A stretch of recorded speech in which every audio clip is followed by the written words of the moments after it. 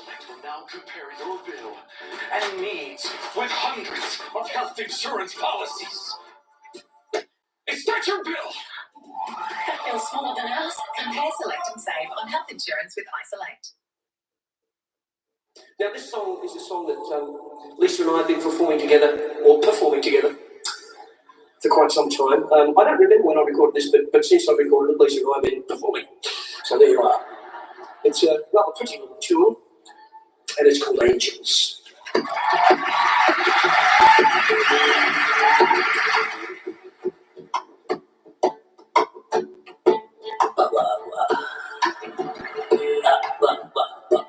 Oh, just my pretty man.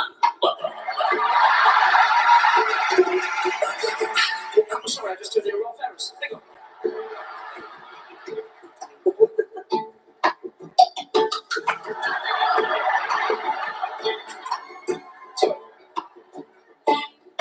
I think that little blue pillow just gave me just before I came on started to work.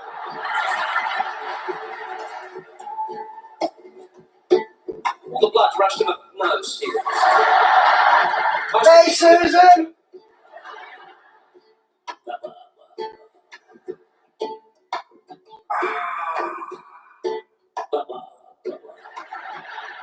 The touch of your hand will let me know you take me in and let me go. Hey!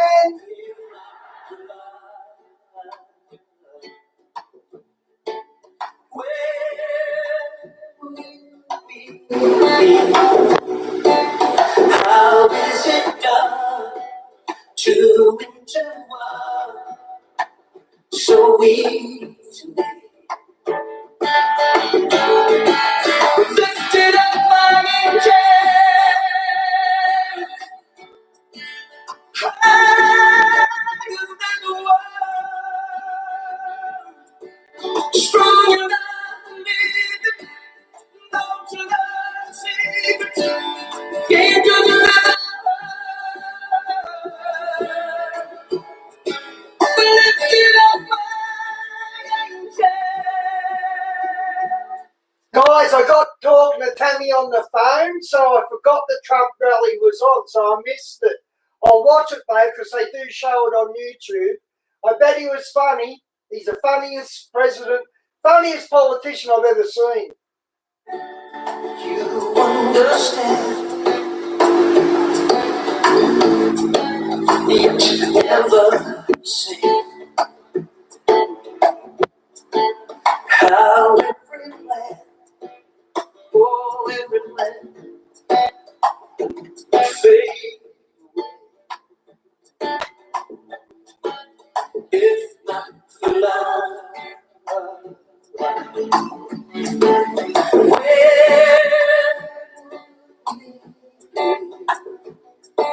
When ashes to dust, waters to rust away from me. Lifted up my angel, higher than the world.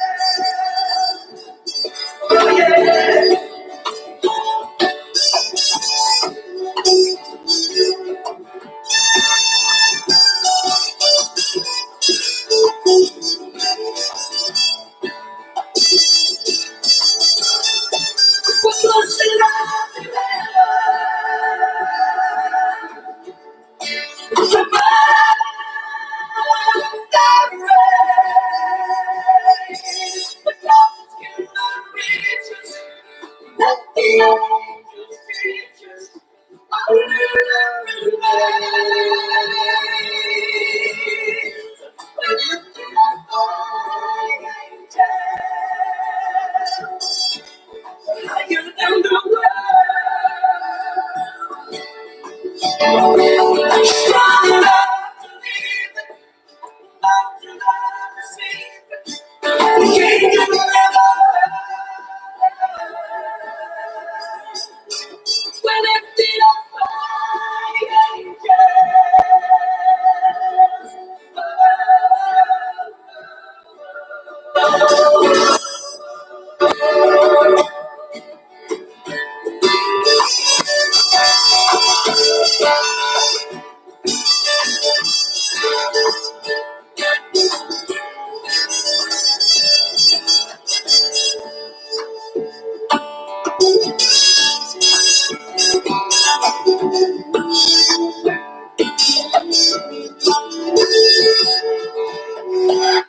Okay, guys, I'm going to play part 2 of that Tom Horn, Steve Quayle video I played yesterday. It went for 5.5 hours and I sort of run out of puff near the end. But there's 2 hours left on it, so it should be good. Now, let's see if it starts where I left it.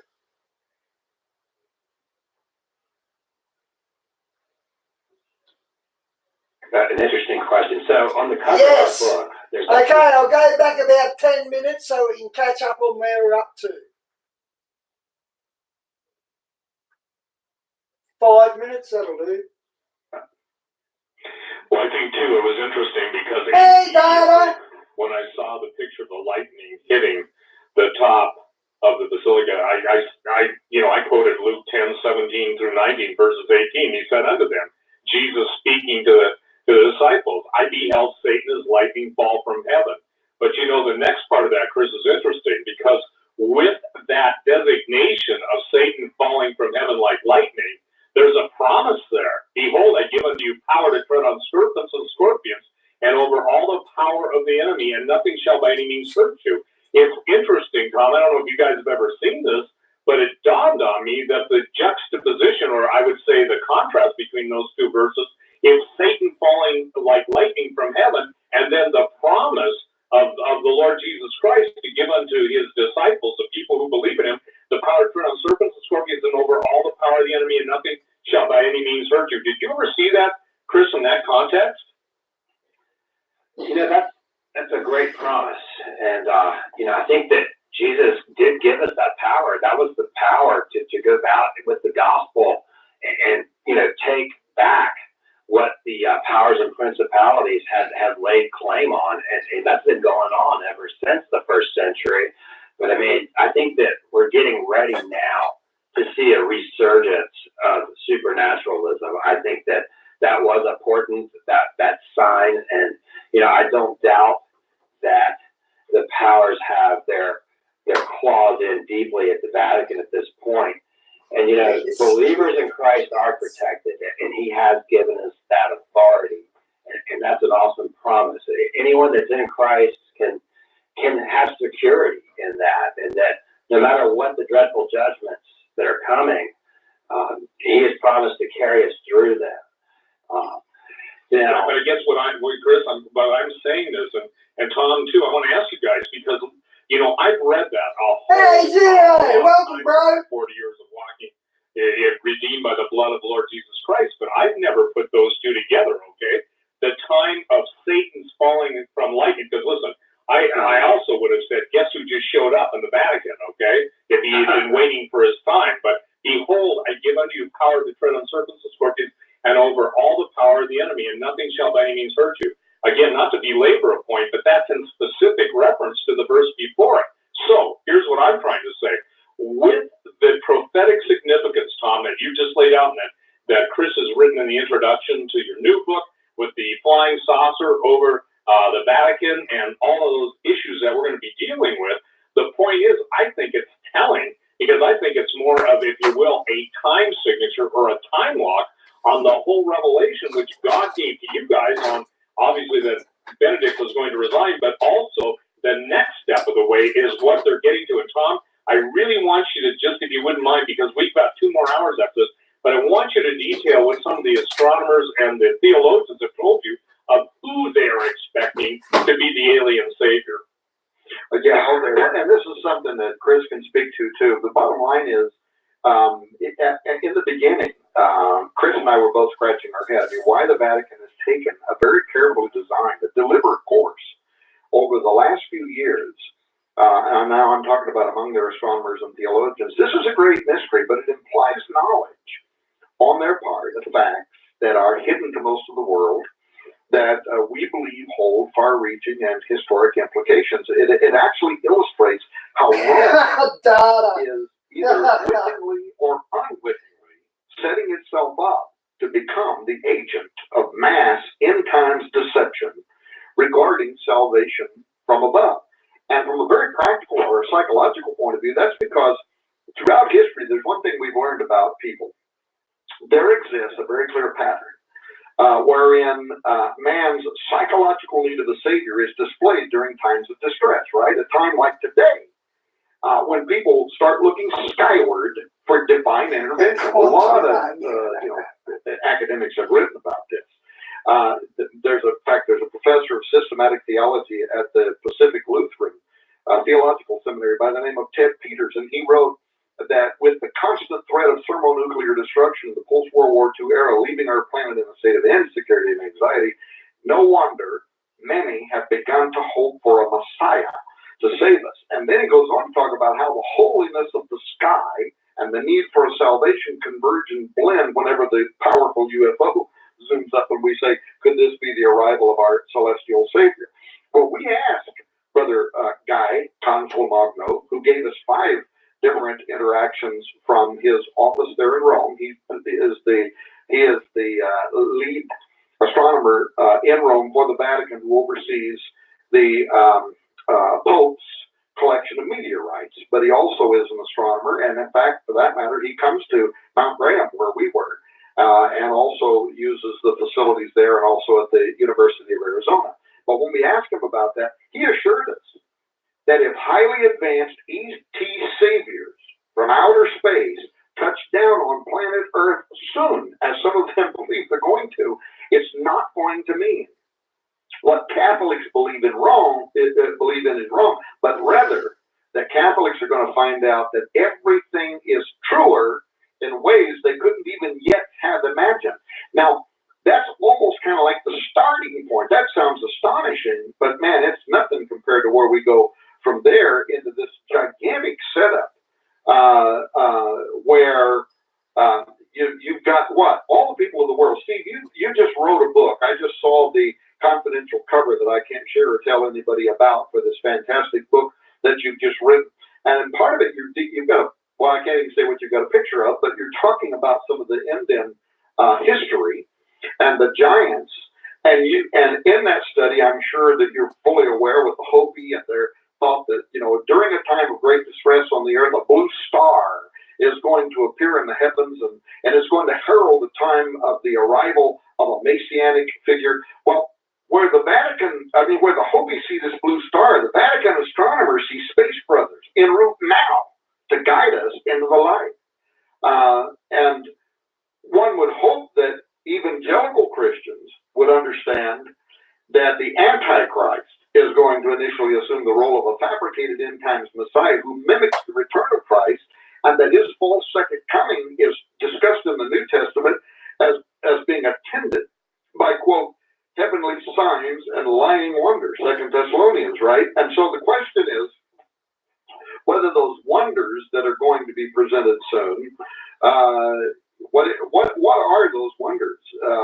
Chris mentioned a moment ago that maybe there's soon going to be the disclosure of what? Artificial structures on another world, maybe even something more dramatic, a flying saucer armada piloted by creatures who appear to be advanced humanoids, but who are in fact evil supernaturalism. Well, I'm hogging the show again. Let me just do something very quickly. Let me point listeners to a book that we're going to be providing free of charge on a data DVD that comes with Exo Vaticana. This book was written in 1958. It's a peculiar book in that it was published under the title A Case of Conscience by James Blish. I don't know if you've ever heard of it, but this book's key because it is one of two. It is one that Father Guy Cosmonalgo pointed to as faction that could provide the kind of value lessons that he and the Jesuits are using to determine their Vatican responses to the official disclosure of alien life and salvation. And in this story, there is a Jesuit like Cosmonalgo. He's a priest named Father Ruiz Sanchez, and they set up this scenario, a fictional scenario, where a team of scientists in the near future travel to a planet that's dubbed Lithia, and I wanted to say something about that too if I get a chance. But they go to Lithia to study the Lithians who are there, but unknown to the science team, the Vatican secretly advises the Catholic Father to investigate whether the aliens have redeemable souls. And what he finds in the Lithians are intelligent creatures whose morality fits perfect with Christianity, but they're devoid of any concept of religion or God. And this presents a dilemma that includes, now listen, it includes the Jesuits back here on Earth who are describing the text of the church. Dada, I only just discovered Christian Prince. I think he's brilliant, and I can't wait to use his points in a debate with the next Muslims I run into. Because I'm like that. I'll bring it up to him. Yeah, say, no, Christian Prince. He's brilliant. He's brilliant. He really is. Dealing with a knotty, moral, theological, and organizational issues surrounding a papal proclamation concerning the seed of Satan that will change the historical dogma of the church. Now, here's what's interesting. The fictional Father Ruiz Sanchez warns the Vatican that they need to classify Lithia as X1, which in this scenario is a planet that's forever to be quarantined from Earth and humans. Why? Because of its potential for great deception. Listen to what Father Ruiz Sanchez says here. Quote, what we have here on Lithia is very clear indeed. We have, and now I'm prepared to be blunt, a planet and a people caught up by the ultimate enemy. It is a gigantic trap prepared for all of us, for every man on earth and of it. We can do nothing with it but reject it, nothing but say to it, retro mi santanas. If we compromise with it in any way, we are damned, end quote. Well, when Ruiz Sanchez uses this phrase, retro mi santanas, he is enunciating a medieval Catholic prophecy for exorcism, dade retro santanas, or go back Satan, which is a clear reckoning that the aliens on Lithia are part of a satanic plot and that they are to be avoided at all costs. He sees it as purely an astro-theological conspiracy that's designed to mislead mankind. And he eventually convinces the Pope in this storyline, Pope Hadrian in the storyline, of the satanic stratagem. But here's where the irony starts coming in. The irony is that not all of the church's theologians, and this raises the important question whether the author of A Case of Conscience or whether Guy Cosmonalgo foresaw how great deception would eventually be embraced by the Vatican as a result of some of Rome's celebrated scholars and astronomers. And by the way, I'm not just the only one to talk to Cosmonalgo. A science fiction writer by the name of Joe Walton, and you can Google Joe Walton's conversation with Cosmonalgo, ask him what he made of the issues posed by James Blish in his novel, and Cosmonalgo said to them the same thing he said to us. Number one, the Jesuits are the strongest advocates of enculturation, which means allowing alien cultures to maintain their paganism while modifying expressions of Christian ideas inside those beliefs. Secondly, they would accept the alien cultures for who they are. They wouldn't try to evangelize them. They wouldn't try to change their beliefs per se. And two, they'd be willing not only to not change them, but to adapt. This is Cosmonalgo's word, to adapt the alien religious practices into a form and a language that then could be accepted here on Earth. And so, if Brother Guy had been on Lithia, Walton concluded we'd be in contact with the aliens right now and finding out as much as we could about their versions of salvation. Now, there's a lot more to this. There's other parts of this that actually get very spooky, but just going on and on here, so I don't want to hog the show. But this is one of the very documents that was referred to by Guy Cosmonauta while we were trying to get to the bottom of where in the world are they coming from with the theology that you will learn about in Exo Vaticana. Well, Chris, what about your introduction to Exo Vaticana? Obviously, Tom referred to it earlier. You know, what, and I have not read it, so the point is that obviously it's not out yet, but I'm just saying, what was the main thing you were trying to get across as you wrote the introduction to Exo Vaticana? Well, that's an interesting question. So on the cover of our book, there's a flying saucer, and it's above St. Peter's, and then there's like a beam of light coming down. You know, it looks all very science fiction and fantastic. And, you know, we had that picture done for the book, and it was like, great. And, you know, at the time, I was digging into UFO reports and correlating them to theological events. And for Roman Catholics, the year 1978 is infamous. It's the famous year of 3 popes. Now, this intersects with the Malachi prophecy, because this is when Paul VI died, and then John Paul I was elected Pope, and he only lived for 33 days, and his Malachi motto was from the midst of the moon, and of course, this corresponded perfectly to the half moon. And when he died, you know, John Paul II came into office. So, you know, a really unprecedented time in 1978. Well, what is even more impressive? Oh, Shiz, I didn't even see it, Shiz. And this will be the first time Good night, Shiz. going out on the airwaves to so many people. And it is featured prominently in the beginning of the book because it's so interesting. But right during the time of that little brief papacy of 33 days for John Paul I, who some people think was murdered, there was a massive UFO flash. Hey, Phil, good to see you, bro. Okay. I thought you'd been asleep by now. Somebody saw something, little vague light in the sky. I'm talking about the police saw it, Vatican guards saw it. It was so widely reported, it made the New York Times news service. It was ran in newspapers all across the United States in 1978. Now, MUFON has accounts of it. I'll read a little snippet from the MUFON report from September in 1978. At 5:50 a.m. on September 14th, people in Rome saw a triangular object for 5 minutes. About the same time, people near Florence reported seeing cigar-shaped objects. Early on the morning of the 16th, highway police near Rome received calls about a luminous triangle and a beam of greenish light.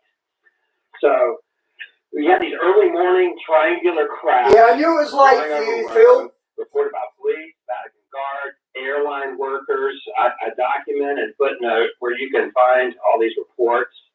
So, you know, there's a green radiation beam that was reported widely, but, you know, hundreds of people saw this.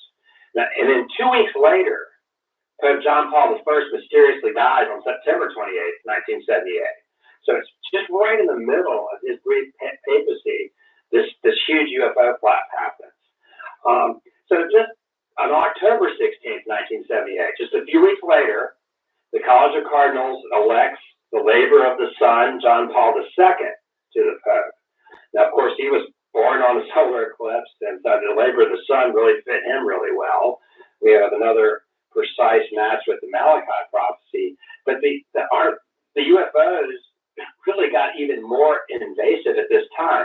And, I mean, they were seen all across. I have a clipping from the New York Times news service that we'll put in the... And again, like Apollyon, the destroyer, I mean, we are literally seeing those names of those deities, and demigods is a better word, and the fallen angels and their offspring literally coming back into our dimension. And one of the fascinating things, and I'll share this with you guys, I've shared it on the Coast to Coast before, is they have a group of gentlemen, whether it's a tomb of Gilgamesh, whether it's Nimrod's last burial place, that do nothing but scour the earth for that which was believed to be the remains of the giants, produced fallen angels, earthly women producing the giants.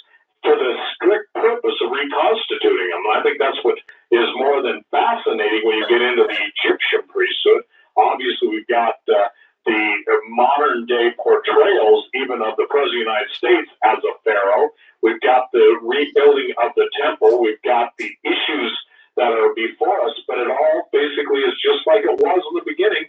God and the powers of heaven are at war with Satan and the powers of hell, and now earth is a battlefield, and we are going to see the most profound outpicturing, and we're going to be participating. Should we be still left here? And I find that, I mean, in a living form instead of being absent from the body and present with the Lord, we're going to see this stuff play out. But the deception, as Chris and you guys have detailed, is of a supernatural force, if you will, that cannot just be discerned with the natural mind. I think that's why the spirit of discerning, spirit of discernment, as in First Corinthians, is going to be so important, because people are going to have to come to the point where they look to the Lord, look to the Bible, get God's discernment, and see things through God's eyes, because everything that we're going to be dealing with, I believe, and are dealing with, from the lightning striking the Vatican, is bottom line is we're going to be seeing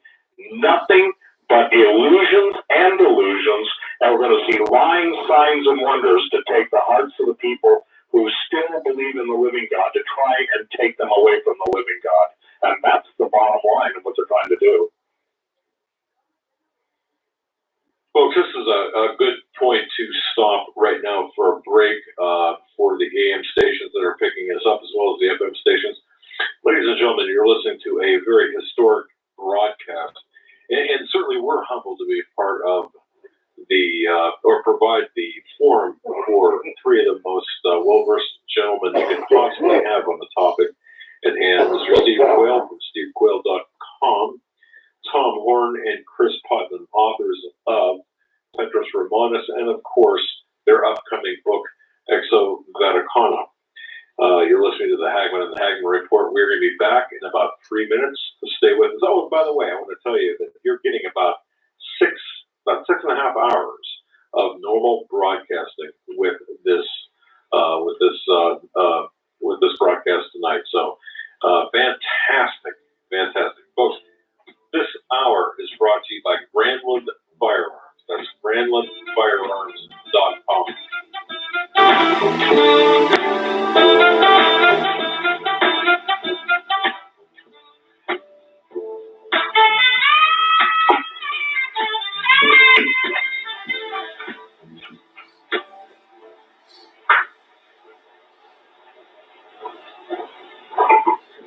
Survival of the fittest. In any and all situations, survival is your number one priority. That requires being tough and thinking smart. And the folks at Freeze Dry Guy are going to help you do just that. They have a long-range patrol ration entrees, what they call the Brick Pack. When you're in survival mode, it is absolutely the best item for your survival pack or bug-out bag. You can go farther, faster, and carry more food with the LRP cold weather ration entrees.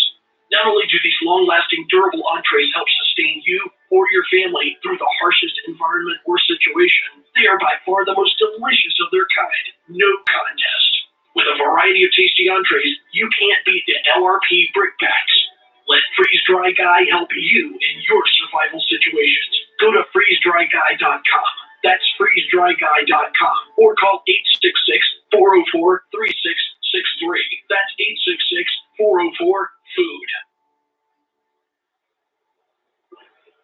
Hi, folks. Doug Hagman here. You might know me as the co-host from the Hagman and the Hagman Report, or as a frequent guest on Coast to Coast AM with George Norrie. If you're like me, you're tired and confused over today's headlines. You just don't know where to turn for accurate, concise information about really what's going on, what's truly going on in today's society. If you don't know where to turn for accurate, well-researched, and properly vetted news, I've got a suggestion. In fact, it's a requirement. Bookmark Canada Free Press. That's CanadaFreePress.com on the internet. It's just not for Canada. It's for news across the world. Judy McLeod, founding editor, has put together a vast array of talented writers like Kelly O'Connell, Daniel Greenfield, Dr. Eileen Johnson-Powell, a lot of guest columnists, very talented writers. Folks, that's Canada Free Press at CanadaFreePress.com. Now mobile friendly. Follow on Facebook, because without America, there is no free world. Doug Hagman. One guy that doesn't need a bullhorn to get your attention. You want answers.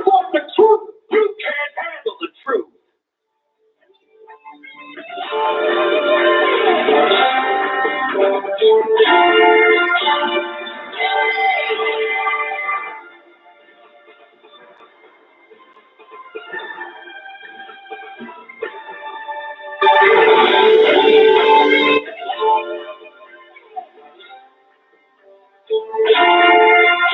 Kenny! Good to see you, mate. And welcome back, ladies and gentlemen, to our third and final hour of the special Thursday Valentine's Day, February 14th, 2013 edition of the Hagman Report. We are joined by some very special guests tonight, Steve Quayle being one of them, and then Tom Horn and Chris Putnam, both authors of Petrus Romanus, The Last Pope, and Exo Vatican, their new book that they are working on, soon to be released. And it's been a fascinating 2 hours, and I guess I'll just let you guys go where we stopped at. Well, Joe, before you do that, Steve, are you there? Are you back on, Steve? Steve, do we have you back on?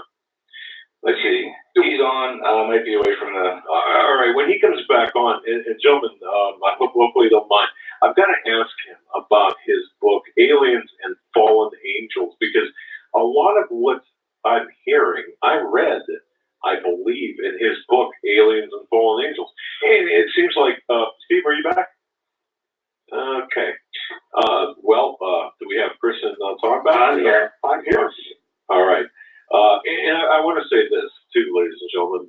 We're very, very honored, again, to have both Tom Horn and Chris Putnam. I mean, for goodness sakes, I just, when I learned that Chris Putnam was going to be on with Tom Horn, I mean, Tom is great, obviously, but the two of them, holy cow, what a gift. And I mean that, what a gift. We're very humbled to be provide the forum. I've heard Mr. Putnam, you were on Rick Wiles earlier this week.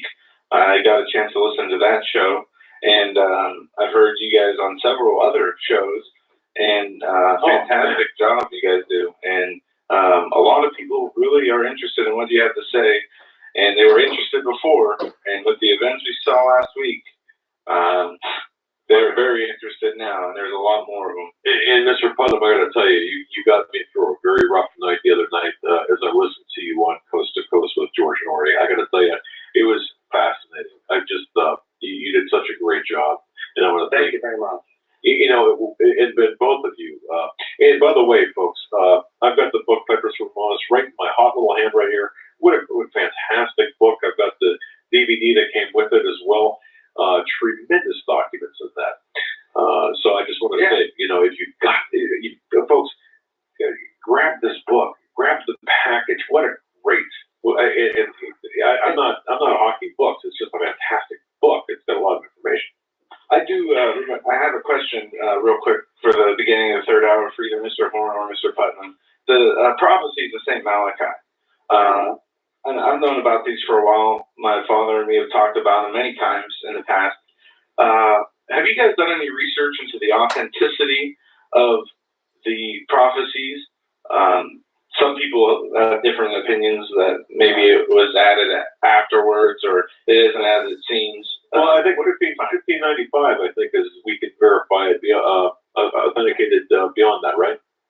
Yeah, I mean, after studying the history of the prophecy of the popes, Chris did a significant amount of research on this, so I can let him speak. But we actually took a very critical view of the prophecy, and it's our opinion that anything pre-1595 can't be trusted.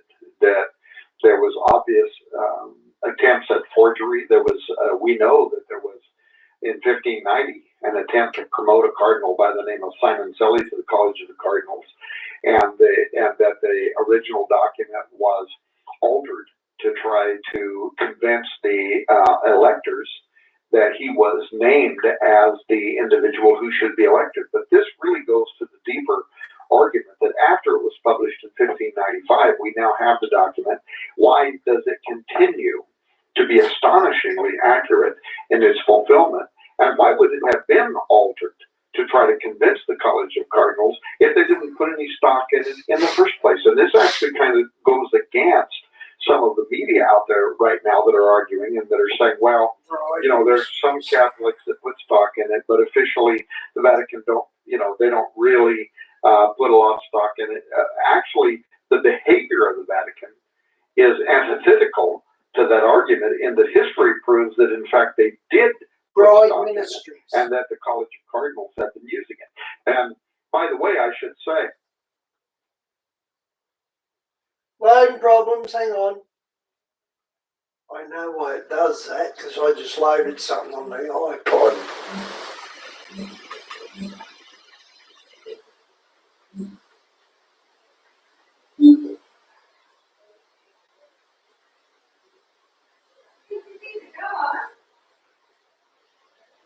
I should say, we would be remiss not to address the question that's on so many people's minds out there right now concerning who Chris and I think will be the next pope. And we did create a top 10 list that's in our book, Petrus Romanus. And what's interesting is that most Hey guys, good to see you, sis. including Love when you show up. MSNBC, they're using our top 10 list to create their stories about who the Papabili are. But I want to say something. A year ago, in our list, Cardinal Tarcisio, Peter the Roman Bertoni, was in our top 10 list. Now, he still is in our top 10, and you'll find that therefore he's also in a lot of other people's top 10. But there are issues that have developed, and I don't know how much time we have to discuss the intricate details about this. There are issues that have developed since that might not have Peter Bertoni as the number one pick. Cardinal Peter Turkson was also in our top 10. Right now, he's the number one pick on the odds makers. Cardinal Angelo Scola was also in our top 10, and right now he's also in the top 10 of most of the odds makers. But there's a couple who have emerged since we wrote the book. Benedict, had another election in which he raised up other cardinals who are now possible contenders. There is a Peter in Cardinal Peter Erdo, who's a Hungarian cardinal of the Roman Catholic Church that serves as an archbishop in Budapest. He's a primate. He's only 61 years old. He could be a surprise Peter the Roman. And then there's another possibility in Cardinal Bakara Batros Rahi, who's only 72, and his name, Batros, means Peter in Arabic. And when you pronounce the baby name Batros in Arabic, it is announced Petros. He was literally born in Lebanon, where of course the Watchers descended on Mount Hermon, but maybe that's a different subject. But he's on record supporting the Hezbollah's right to use arms against Israel, and he actually looks forward to the rise of the Muslim Brotherhood. He is one of the other possible contenders. And then finally, I would say that whoever is elected as Peter the Roman, his name really doesn't have to be Peter. Most Catholic scholars understand that whoever takes the papacy is sitting in the seat of Peter. And once they begin ruling from the Vatican, they are ruling from Rome. So in one essence, in a very nebulous sense of the word, the prophecy that is in the prophecy of the popes could literally just be telling us he will be the final pope, Peter the Roman. In one sense, every pope is Peter the Roman. Now, having said that, I have a Hey, Doc. that Good to it's see going you, to be bro. something more than that. I have a feeling that the prophecy implies something, and we talk about that both in the first and second books. And I'm not trying to sell a book. I'm just saying that when you get right down to where the rubber meets the road, there is a lot of research and investigative work, and even to the point in the first book of hiring a private investigator. And then there's a very dark side of this that I don't know if we'll have time to talk about tonight. But there is testimony from among numerous highly placed church experts who told us about Satan worship in the Vatican. And these I'm talking about from monsignors, from cardinals, that may play into who the individual who was born at a particular period of time, in whom the spirit of Petrus Romanus was at least ritualistically incarnated. Wow. I would like to field, the initial question about, the authenticity and those issues, because that's something that I really dug into quite deeply. I think that our book, Petrus Romanus, probably has the best accounting of that you're going to find out there, because I went and read every book I could find about the prophecy of the popes. And I read books that aren't in English and translated them, books from Italian and books from French, and books from different Jesuits, critics of it, believers in it. And I digested everything I could possibly find in this book. And it's really in the first couple of chapters you'll find most of this material. But I mean, one of the Catholic scholars that he really believes the prophecy. This guy has PhDs. His name is John Lupia, and he's actually the editor of the Roman Catholic News, and you can find that linked on the internet. He absolutely believes in this prophecy. He's a high-ranking priest, and he maintains a media that is a pretty prominent media for Roman Catholics. Now, according to him, his opinion is that this prophecy actually surfaced in 1556, and he cites some references to it by a Vatican librarian. Now, his opinion is that the prophecy was kind of hidden away, and then the Vatican librarian discovered it. So, when we're talking about that maybe the early part of it has been altered, I mean, there is strong evidence for that, and I explain it in the book, but what we noticed, and here's why we know what we know. Okay, there was this Vatican librarian. His name is Oniferus Panvinius, okay? He wrote a famous book on the history of the popes in 1557. Now, at this time, there's not a lot of books available for people. And this was like the authoritative history of the popes. So what we noticed is the Malachi prophecy from 1139 to right around this time that this book, reaches up to, like the 1550s, it matches his book to the T. Now, what's a dead giveaway is that there's some anti-popes. That there was times in the Roman Catholic system where there was more than one claimant to the papacy. There was all kinds of tensions between the Eastern Church and the Western Church, and sometimes there was more than one person who laid claim to the papacy. So sometimes there would be a pope and an anti-pope. There would actually be two. Now, what's interesting is that this history of the popes by Panvinius makes some mistakes. He didn't get it all perfect. Sometimes he put the wrong guy in the wrong place. And what's interesting is that the way that the Malachi prophecy is phrased in the earlier part, it follows Panvinius' book so accurately that it even copies the same mistakes. Now, that's a dead giveaway that somebody took the early text of that prophecy and they tried to fix it by making it match the authoritative source. So if you were a cardinal and you wanted to check the Malachi prophecy, you would go get Panvinius' book and go, let's see if we really match. And that's the way you would do it. So we can tell that somebody did do that. The thing is his book only went up to like 1557. And that's why Rene Thibault, the guy I was talking about earlier, he actually thinks that the part of the prophecy that was never altered started around 1570. So that's where he put it. And there's really, there's good reasons that why these scholars think that, because they can tell, if Panvinius' book doesn't exist anymore, they didn't really have anything to copy. So there's also in 1571, there was an English Catholic named Nicholas Sanders, and he actually wrote a book, and he seems to have mentioned something about the Malachi prophecy in the book. He even makes a statement. To measure time, nothing is more advisable than the series of Roman pontiffs. And he kind of makes all these little references. And his book was called From the Monarchy of the Visible Church.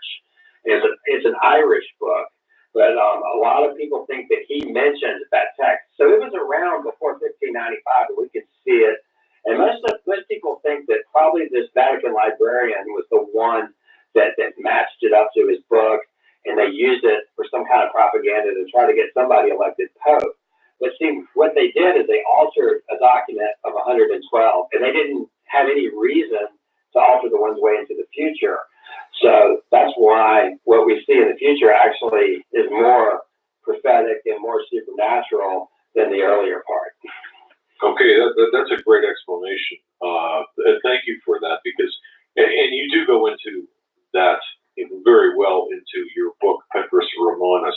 Now, Steve, you're back. I just want to, if I can, circle back around here, because on my desk, not next to Petrus Romanus, I've got your book, Steve, Aliens and Fallen Angels. Yeah, it almost seems like what we're talking about tonight.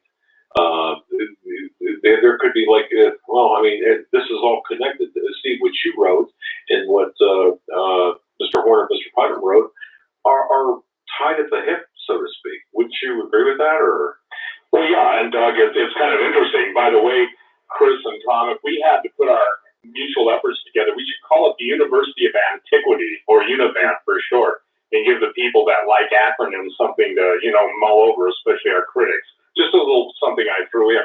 When I wrote Aliens and Fallen Angels, the sexual corruption of the human race, what I was led to do, Doug, was to basically lay out the foundation and the thought process, first and foremost, from Scripture. And Tom and I both basically quote a lot of the same sources about the UFO phenomenon. But what's interesting is the realm of antiquity and all the reports in antiquity and all of the petroglyphs and all of the different things that took place. And then the thing that no one could account for in history outside of a few, very few men over the last 2,000 years was the presence of giants and the amazing amount of technology, architecture, science, and the feats of mighty men of renown. Obviously, Tom quotes the book of Genesis on Nimrod, began to become a Giborim, and all the different words in the Bible. I still am at odds with some people. I won't even argue with it over Nephilim and Rephaim.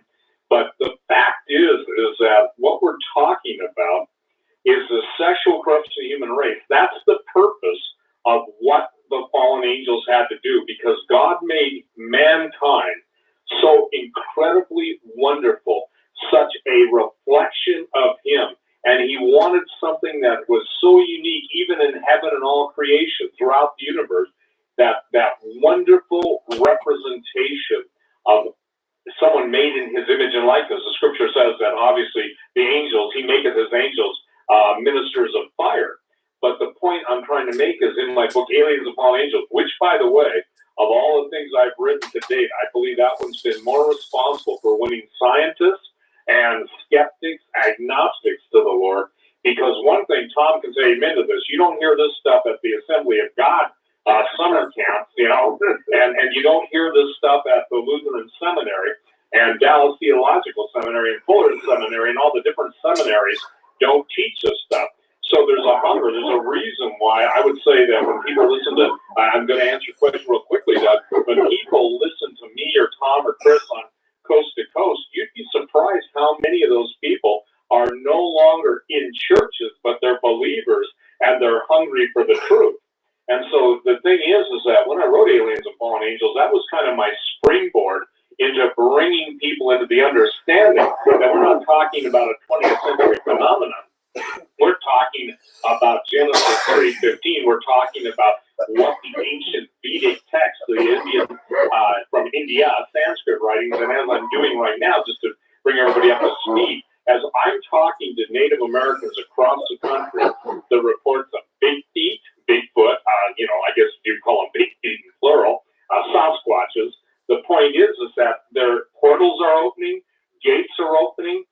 People are seeing literally skinwalkers. Hey, it's good to see you, bro. And it's like a time code. Tom, I believe, Chris, you guys basically, when you write about these things, it's almost like it's the time sequence that Daniel was speaking about when the angel told him it was sealed up to the appointed time. I believe when we talk about transhumanism from a Christian perspective, when we talk about stargates, when we talk about star men, every Native American legend, and I'm tracing literally hundreds of them right now, all go back to the stars, whether it's a Hopi, whether it's a Navajo, whether it's a Paiute, the Sioux, the Blackfeet. There are so many intricacies. And when you get to the East Coast Indians and Native Americans, and you get up into the Canadian, Northern Canadian, it's fascinating what's going on. Here's what I'm trying to say. I've searched the world. I think that's a fair statement.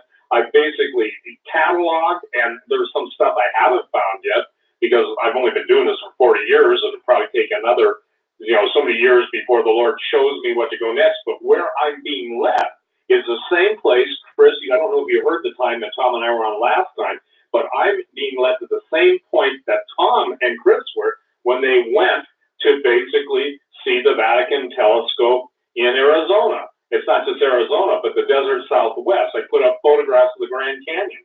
I've spoken to special operations guys who have found giant sarcophaguses, Egyptian hieroglyphics in the Grand Canyon. They're sealed off. You go there, the remote sensors call the boys and the helicopters in on you and everything else. But the point that I'm trying to make is, ladies and gentlemen, what Chris and Tom are telling you in Exo Vaticano when it comes out, Petrus Romanus, their track record speaks for itself. The Bible says a man's gift makes way for him. And so God is using the writings of Chris, the writings of Tom together, individually, me, to be the if you will, the bow on the icebreaker. This ice has to be broken in order for, the first part of an icebreaker that hits the ice is the one that gets the greatest beating. But then others can come through in that channel. And so, Doug, what you're saying here is simply this. Aliens and fallen angels of sexual corruption of the human race, there is no more definitive title I could come up with than to explain civilization from its supernatural origin and the supernatural attack that Lucifer, who hates mankind with a passion, even those people who are listening to this broadcast tonight, who have yielded themselves, could quote the dark side. They don't understand. In the end, they end up destroyed. And so, I would encourage everyone that has gotten questions, absolutely. And by the way, I still recommend, it's an important book for people to understand. When Tom, when did you write The Arm on Gate? I don't know, 7-8 years ago. 7-8 years ago, because that's when Tom introduced me to the gates of hell, the statement of Jesus, and the gates of hell will not prevail against it, the church that he's building on faith. And the point that was interesting to me is from that point on, Tom, everything flowed furiously in the way of information on stargates, on CERN, the UFO visible presence, not 1 or 2, 3 people seeing triangular spacecraft, but literally thousands, if not 10,000. So I believe that people have to understand we're doing this so that you're not destroyed, so that you're not deceived. And Tom, I don't know if you know this, but 20 years ago, on one of my first talk radio programs, I said there is coming a war in the Catholic Church between book, and we'll blow it up big enough where everyone can read the original article from 1978. It just talks about all of these events that I'm talking about with the green light. There was the fishermen that went missing, and they think that these guys were abducted. As far as we can tell, no one ever found them. So you have dozens of professionals, policemen, guards reporting this massive UFO flight. It's in all the major papers in 1978. It's amazing how this sort of stuff happens, and then people just kind of forget about it. But there was just an unprecedented level of UFO activity over Rome, and this is documented. It's in the newspapers. We're not making it up. And here you go. So that was 1978, and that was the beginning of John Paul II, who's probably like the rock star pope that everybody remembers.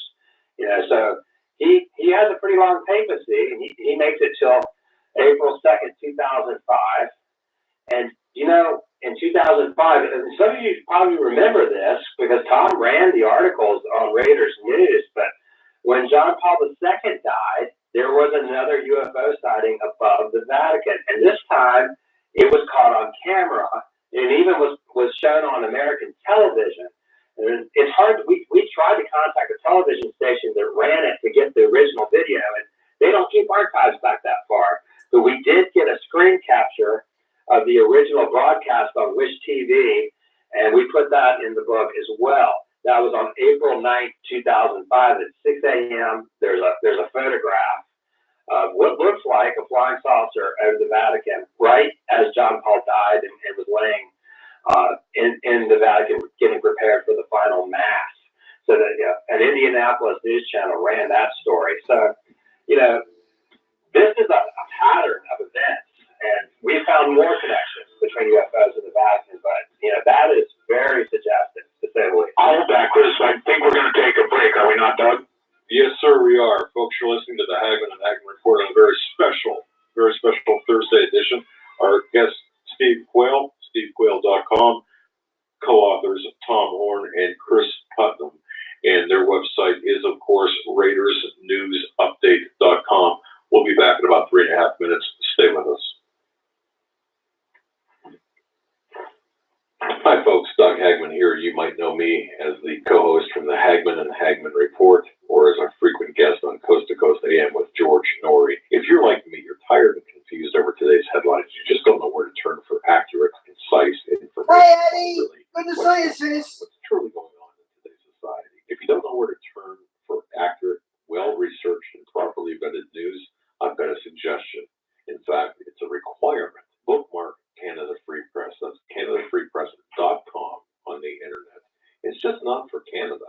It's for news across the world. Judy McLeod, founding editor, has put together a vast array of talented writers like Kelly O'Connell, Daniel Greenfield, Dr. Eileen Johnson-Powell, a lot of guest columnists, very talented writers. Folks, that's Canada Free Press at CanadaFreePress.com. Now mobile friendly. Follow on Facebook, because without America, there is no free world. If you are stumped, you don't know what kind of gift to give to a friend or a loved one, I'm telling you, you must go to 4physics.com. That's the numeral 4, PHYSICS.com. This is your one-stop shopping palace. That's the only way I can put it.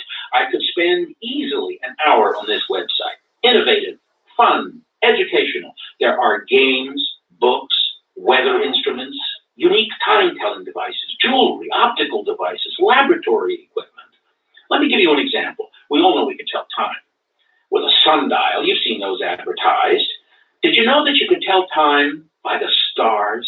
At 4physics.com, you can buy a horologium nocturnum. This was a navigational device used in the 15th century by navigators at night to tell time by the stars. It's beautifully crafted in the shape of a pendant made of bronze and pewter or gold and silver. Absolutely a stunning gift. I would be proud to give it to anyone. You must go to 4physics.com. Even if you're not stumped, that's 4physics. That's the numeral 4, PHYSICS.com. Okay, enough of the eggs. It's your one-stop shopping palace. Any problems that you have, I don't know what to get Grandpa, I don't know what to get my loved one, that's unique. You will find it at 4physics.com. Please take my word for it.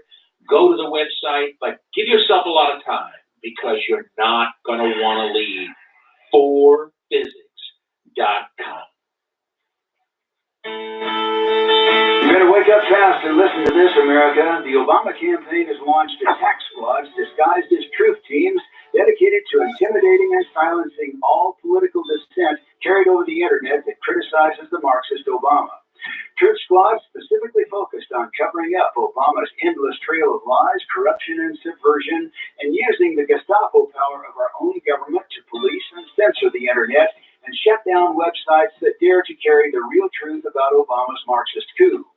Remember the names of these Gestapo-style agencies that work right there in your neighborhood. KeepingHisWord.com, Okay, see you tomorrow, Kenny. and AttackWatch.com. KGB, SS, and Gestapo-style police-state gangster organizations that work to silence the important voices of patriot dissent, some of which have already been shut down by Obama's orders. Adolf Hitler would have been proud. We're the 21st century Tea Party patriots.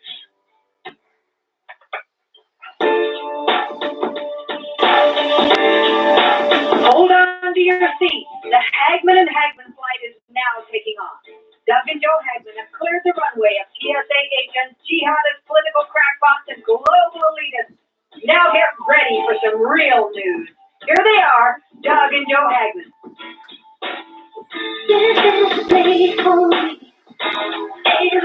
And welcome back, ladies and gentlemen, to the second hour of this special Thursday, Valentine's Day edition of the Hagman Report. We're joined by a very special guest, Steve Quayle, and authors Tom Horn and Chris Putnam. Their last book, Petrus Romanus, an excellent book. If you want a quick synopsis of what that's like, there's a trailer for the book you can find on YouTube or on their website. Also, Exo Vatican. There's a 3-minute trailer for that book, which is leaves a lot to be desired.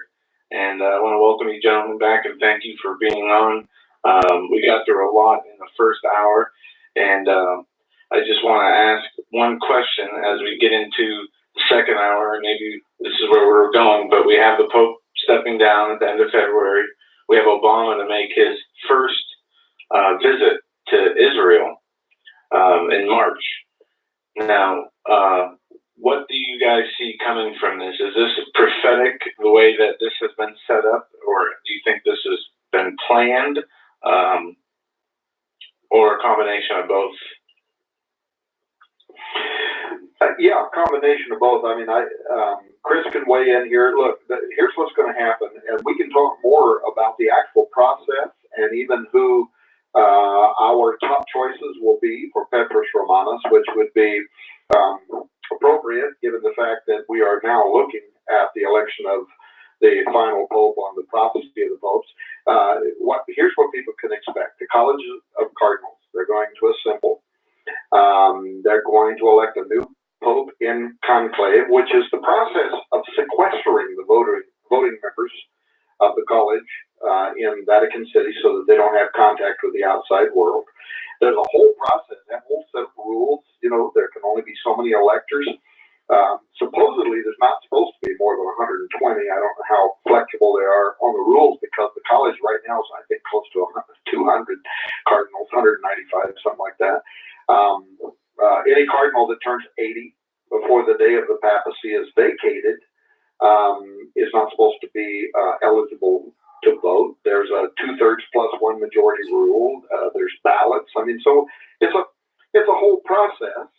And now it's going to happen in the middle of March. This is what they're saying. And by the way, that might reflect the rule. See, Benedict said that he's going to make his resignation, which he actually gave internally to certain members of the government at the Vatican last year, at either the end of March or the beginning of April. He gave that. That's why, by the way, they've been building his house for him. You know, they've been remodeling a building that used to be just used by nuns, and they're turning it into a house for him. He's actually going to live on the grounds of the Vatican. Some people think that's going to give him maybe an undue influence over whoever the next pope is, but we'll talk more about that at some other point. But so they've been doing this since April of last year. So he turned in his resignation, but officially he didn't turn it in till just 3 days ago, and said that he's going to step down on February 28th. Well, now the rules are that you typically wait 2 weeks. So we are thinking that the college will meet officially starting in sometime around March 15th. Now, usually they take between 12 to 13 days to elect who the next pope will be. If it goes further than that, then they get away from the whole 2/3 + 1 majority, and they just go to a common majority, 51%. But there's a whole process. I don't guess I need to explain the process, but that's what's happening now.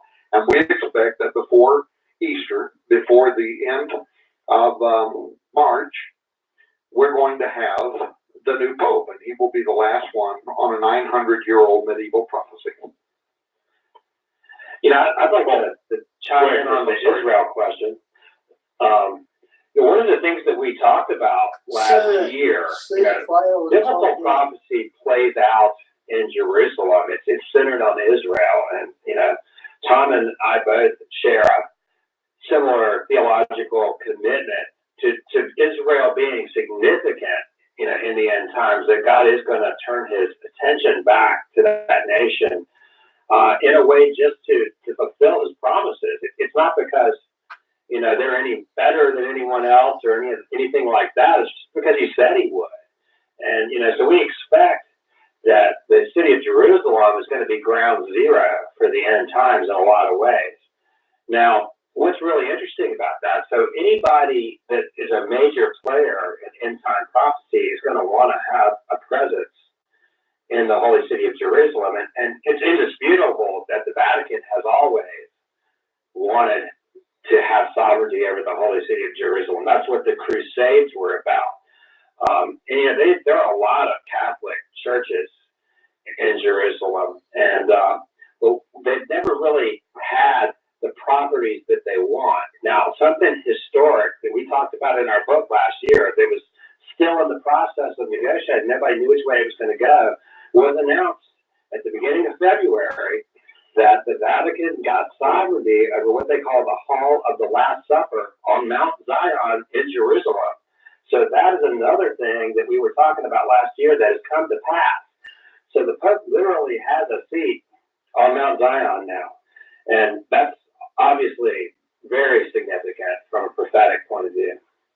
Well, and Chris, isn't it also true that if something, we look at the prophecy of the popes, we also look at the prophecy in the Zohar, and both of these tell us that exactly at this time, in fact, the Zohar specifically mentions the figure 5773, which started in September, 5 months ago, and in September of this year, 2013, specifically mentions that this is when the Mashiach, the Messiah, will begin making himself known. But because the Jews rejected Jesus, evangelicals understand that this is actually a prophecy talking about the coming of the Antichrist. And it specifically mentions that all of the nations of the world, that are the representatives of the nations of the world, are going to be gathered in Rome.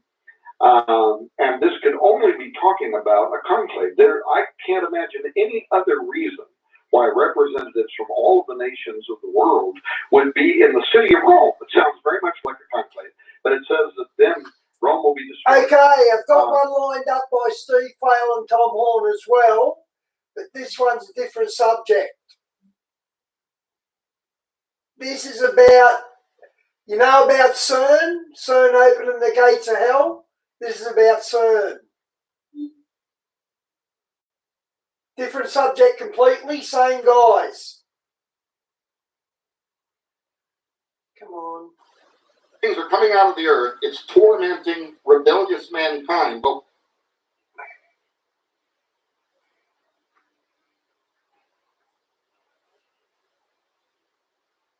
we have with us today one of the most amazing authors. Tom Horn is back in the house. When you were here, we talked about the modern day Babylon. You were talking about CERN. I call it CERN. It's got so many different names. Right. And you've written books about this. You go in where no man dares to go, I think. But you have brought us into things that are going to take place in the final times, that up from the center of the earth, God says creatures are going to come. And you believe that these things are going to happen and perhaps have been happening. and also are a part of end times prophecy. And you would, if you're talking about America mocking God, we just painted the whole White House, the rainbow colors, using light to shoot onto the White House in God's face. You wouldn't think that has nothing to do with CERN, but does it? Do all of these things that are happening right now, man's attempt to open doorways to a parallel reality, well, that happens in the book of Revelation, chapter 9. And it's almost like God saying, you asked for it. I don't know if he did data. I haven't seen him cover Mandela effect, so it's just I'm not sure he's contamination of events around the world right now. Between the Pope writing an encyclical, which is calling for a world-governed environmental set of laws to be imposed on all of us, it'll tell you whether or not you're even allowed to sell that kind of food. That's another reason they should get it while they can. Paris, in December of this year, there'll be a meeting of the United Nations. That's why the Pope put out his encyclical when he did. That's going to call for essentially Agenda 21 type controls over what you can do, whether you have a bee farm, whether you can own a car, whether you can eat meat. That's coming this year. What? So That's insane. that a few days later, Rome, the Vatican, the Pope, signing a treaty with the Palestinian nation, saying that they now reject the promised land idea of Scripture, again, in God's face, right? Yeah. You may have a covenant, we don't care about it, in your face, we don't accept your covenants no more, we don't accept your rules. And so what I'm saying is that there is a series of things that it's like that vision of Nebuchadnezzar. That thing has started marching. Those feet are coming down now, one after the other, and we're seeing things worldwide that I think, in its own way, the average person wouldn't put two and two together. They'd say CERN don't have nothing to do with this. For people who don't know what CERN is, CERN is a collider. It's a particle collider. CERN is the largest. They also call it the Hadron Collider, the Large Hadron Collider. That's why it's called the LHC. It's on the border in St. Genus, Quayle. Okay, eyes, that's why you call them eyes, because you can't keep them open, For a few years, so they can kind of retool and rework. It's coming back online now. Since the last show I did with you, the 2 or 3 weeks now, they're revving it up, and every time they rev it up, they're going to higher levels of power. They're literally colliding underground. The 17-mile-long tube that's buried there underground. They race these protons up to just beneath the speed of light, and then they crush them down into the size of a human hair width, and these particles are going in both directions. They're colliding them together right now. It's the most powerful experiments ever conducted in the history of mankind. And there are even particle physicists that are very concerned. They've been kind of hushed up. They're very concerned with the fact that what we're trying to do is open black holes, miniature black holes. But why we're trying to do it, that's the metaphysical side of this that's interesting. Because they believe, these are particle physicists who happen to believe in what's called the multiverse. They believe that we are surrounded by other realities, other universes, dark matter, invisible matter that we can see is having an effect on matter as we see it. It's having a gravitational effect. We know it's there, it's invisible, we can't see it. Now, I could take this like an old preacher and stand up in front of them and try to kind of explain it to them, right? Mm-hmm. There is a lot there. There is a dark world, and there is an invisible world. Yes. But these are doors that God closed. At the fall of man, for our own protection, he closed our perception off to an awful lot of what's going around. Adam and Eve walk with God, but we don't do that now. We basically rely on the angels and our common sense and the Word of God and prayer and whatever. I like how he said our common sense. Steps of a righteous man to be ordered by the Lord on a daily basis, right? If our eyes were open, we'd see what's hiding down there beneath the earth, which is going to happen in Revelation 9. We'd see what's hiding. Okay, loan problems.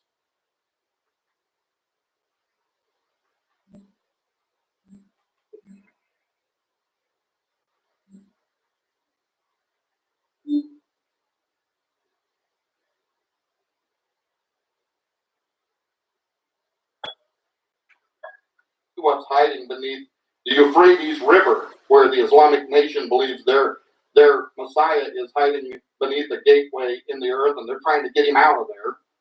And those angels are going to come up out. But these are doors that God closed. They came to me the other day. Here's something I've never heard anybody ever say before. Never heard it before. And I'm just praying, and I'm reading again the book of Revelation. Can I take a moment to say this? Yeah. You have. And I'm wanting to know what's going on here. I don't know how many times I've read Revelation 9. The gates start opening. Angels come up from the Euphrates. A star comes down from heaven with a key to the bottomless pit, opens it up. And this horrific insectoid, transgenic monstrosities start coming up out of the earth. They're in the earth right now. They're behind that gateway right now, waiting the moment that is part of our future. And yet, here's what got me. I read this again the other day. Read through Revelation 9, but read the last verse. So, these things are coming out of the earth. It's tormenting rebellious mankind. But what does it say? But they repented not of their sorcery. Listen. Sorcery is the word pharmakia. Pharmakia is a methodology to circumvent God, to open the doorways of the supernatural. Yeah. When the witch of Endor, she was a maiden of the owl, but she used pharmakia. Pharmakia is the mix of science for sorcerous reasons. You mix science, angelic science sometimes, with sorcery, with potions, to open the mind so you can put yourself in contact with what is beyond the gate. That's what she tried to do. Saul said, get me in contact with Samuel, right? She was a maiden of the owl. In the New Testament, Paul is walking through Macedonia, and a priestess of Apollo, who had a spirit of divination, right? She practiced pharmakia. They put themselves into a drug-induced state in order to activate gateways of the super. It's rebellion. So the Bible is saying a drug. A drug like it's any method where you would use science to try to circumvent God, to open doorways. This is all you do. All you're trying to do is put yourself into contact with what is inside the earth or inside the supernatural realm. Pharmakia. What's going on at CERN? It's literally the use of science as an act of rebellion, really, to try to circumvent God. But look what it says in Revelation. These gates open. These things come out of the earth. And yet the people affected by it says they did not repent of their sorcery. That's the use of pharmakia, an attempt to open the gateway. This is almost as if God was saying, you asked for it, you got it. I've been protecting you. Right. I've been saving you from yourselves, even when you didn't respect me or love me. Wow. But finally the doors were open. Rabbi has been teaching this, the rebellion of man. We didn't repent when there was a warning that 9/11 was really a warning to us. And he said, because we didn't obey, we didn't repent, that something worse comes next, according to God. So man is in an amazing state right now, and we're so, everybody wants to go into the Star Wars. This is a world that I don't think people want to go into once they got in there. I just want to make this one statement. Any baby boomers around will tell you, or kids maybe today will tell you, if you've ever done any kind of psychedelic drugs, I'm just going to tell you, you take LSD, you take any psychedelic drugs, which are man-made, you take that, and let me tell you what, you see things that you wish you'd never seen before. And you know what I'm talking about.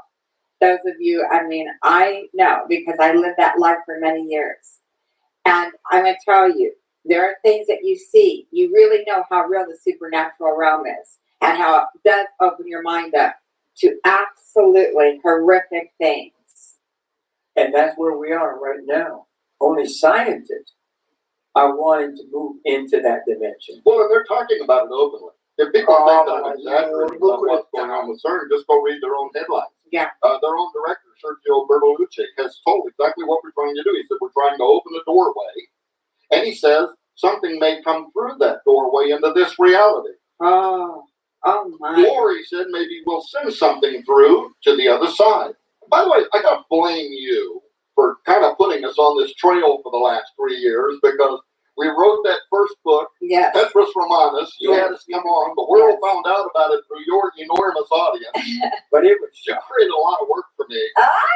Hey, good to see you, bud. Yeah, but you wrote such astonishing things about the Pope. It was going to be the final Pope. The Pope's going to step down. Right. And so we're reading this stuff. People saying you're a crazy man. I'm serious. I'm sorry. But we wanted you on because we believe that you're really hearing from God. We're going deeper and deeper. And now this is a new book. I don't know. Is this your latest book? That's the latest one. Right? The Path of the Immortals. And these books will give you insight into, first of all, I don't know how they're going to understand these things because they don't even start with the Bible, but I think you ought to start with the Bible. But Petrus Romanus, the final Pope is here. This is the book that startled the world. And he prophesied to the day when the Pope would step down, and no one ever expected this Pope to step down, and he did. And you find out as you study, right, that the day that the public date wasn't even the real date that he actually resigned on. Well, that was actually what caused a lot of media to want us on, because they thought we had an insider in the Vatican. They did. And in fact, we said if we told them our insider was the Holy Spirit, they really would be. Yeah, what had happened is we started out just studying this ancient 900-year-old prophecy, the prophecy of the popes, and for no other reason than the fact that it was a historical prophecy, and we knew that it would come to an end with Benedict's resignation. Whoever's elected after him is Pope number 112. And we did shows on that, so we don't got to go back into all that. But what happened was, Chris and I are on television. You can YouTube these and watch them. A year before Pope Benedict resigned. And we're saying we believe that Benedict is going to resign, be the first Pope to do this in hundreds of years. Loading problems. First one for this rig.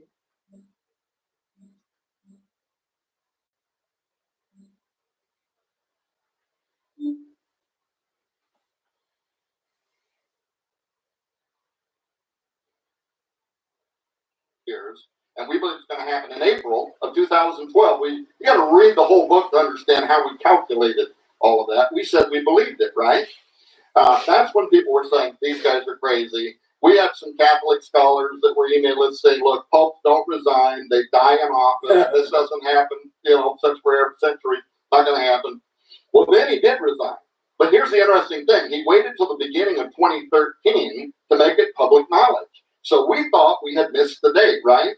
The day after his resignation, the El Observatorio Romano, which is the Vatican's media outlet, they gave an interview to the New York Times in which they admitted that he had actually officially resigned internally to the Roman Curia April 2012. Well, brother, my phone was ringing off. People said, how in the world could you possibly have done that? Right. Well, then, of course, we come back on your show a second time.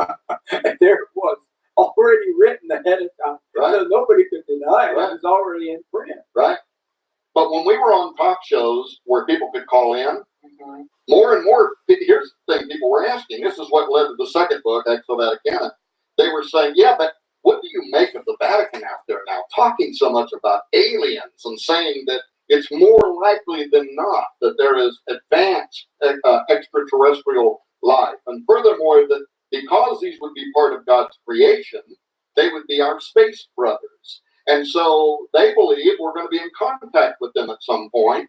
And they started saying we would baptize the aliens into the Catholic faith. Remember all that?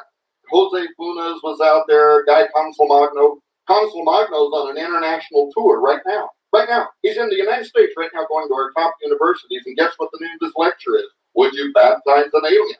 They're just not giving up on that. But now some of the theology is getting kind of interesting in that the Opus Dei level theologians for Rome, who write doctrine for the church, they're saying, yeah, but we know that we are fallen. One thing we don't know is whether the aliens are fallen. And if they're not fallen, then they're closer to God than we are, and therefore they have a better understanding of the revelation of God. And when they come, they're going to be baptizing us into a different understanding of the gospel. And some of their highest level theologians saying we may have to throw out everything we ever thought we knew about the gospel, right? What a setup, right, for great deception? Yes. Oh, so people are calling, they want to know, what's going on? Why are they saying all this stuff? And Chris and I did not want to just be, appear to be a couple of evangelicals, Tom Horn and John Shorey out there talking about prophecy. We're not going to buy it till the day's too late, and then they're going to be on your doorstep saying, please, will you feed me? We didn't want to come across that way, so we said the only way to solve this issue, we're going to go to Mount Graham in Arizona. And you don't just get on Mount Graham. We had to negotiate that through the Arizona State University, but that's what we did. So 24 months ago, we get to the top of Mount Graham in Arizona. We are in.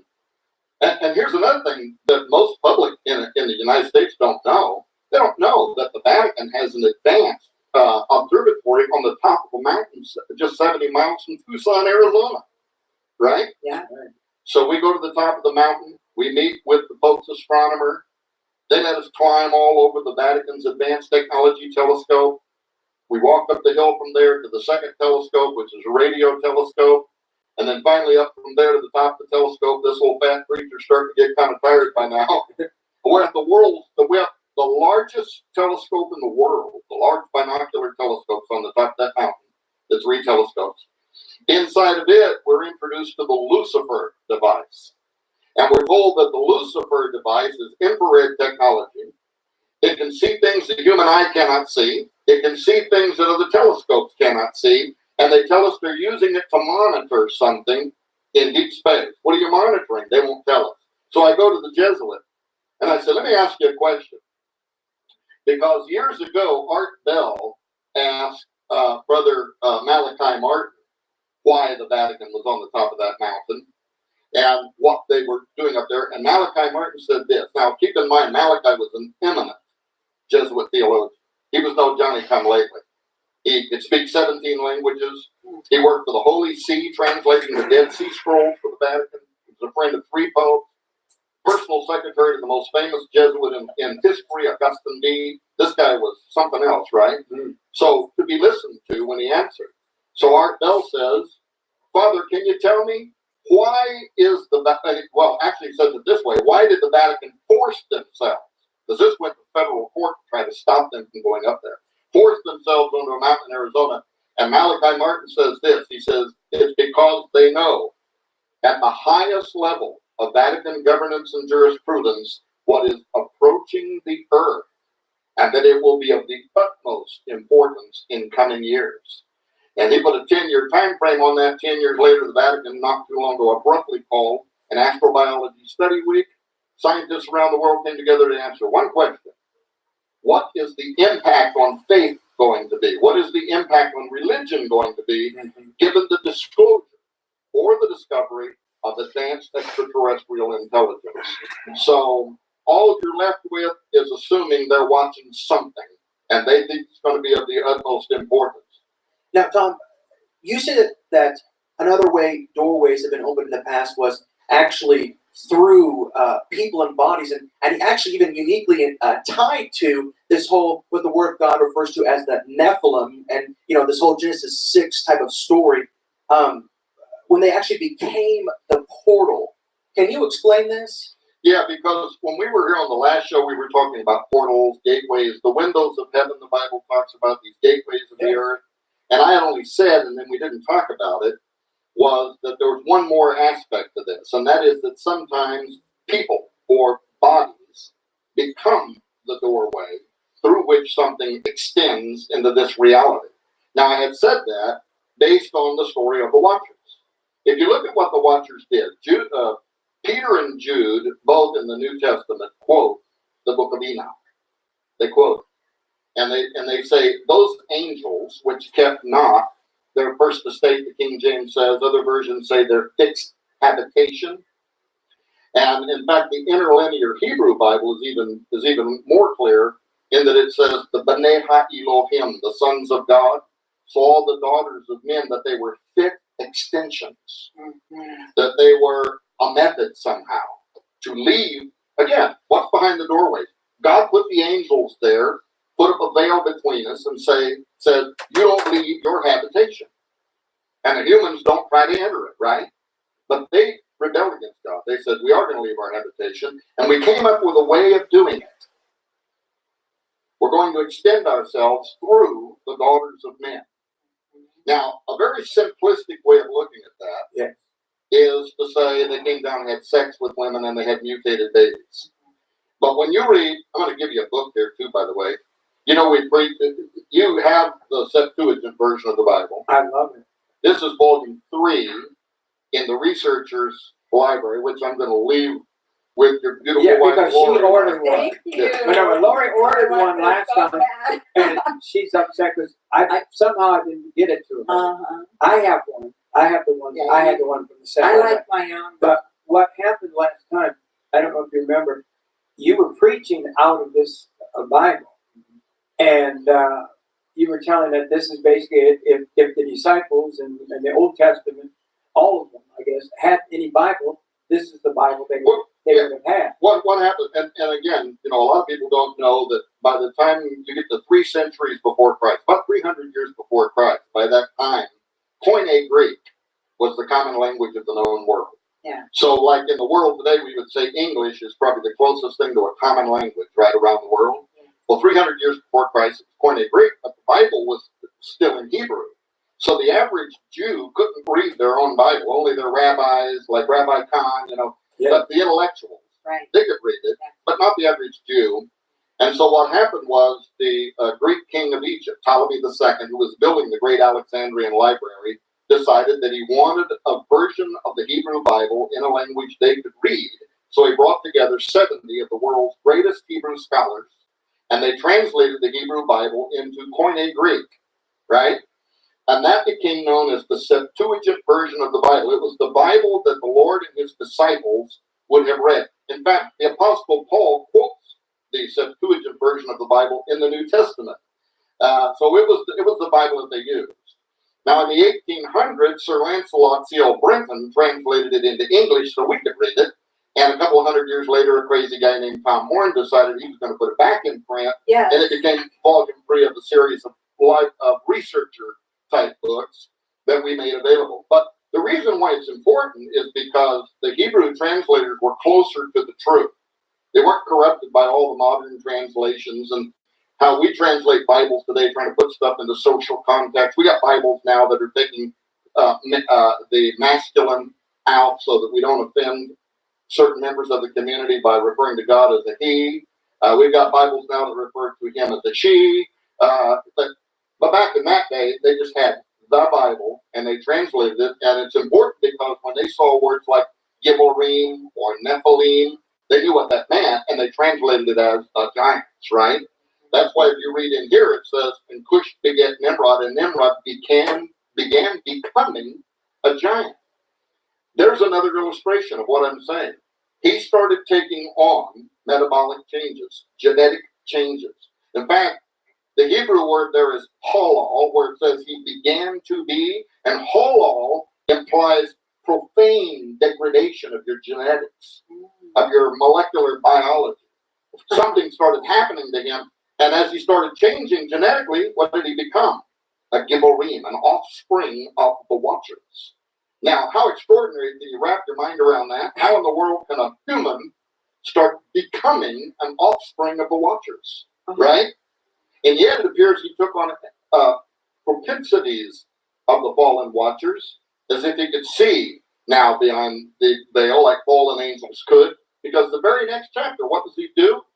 He becomes as rebellious as that activity of CERN. He goes to the plains of Shinar, and he says, I'm going to build a particle collider.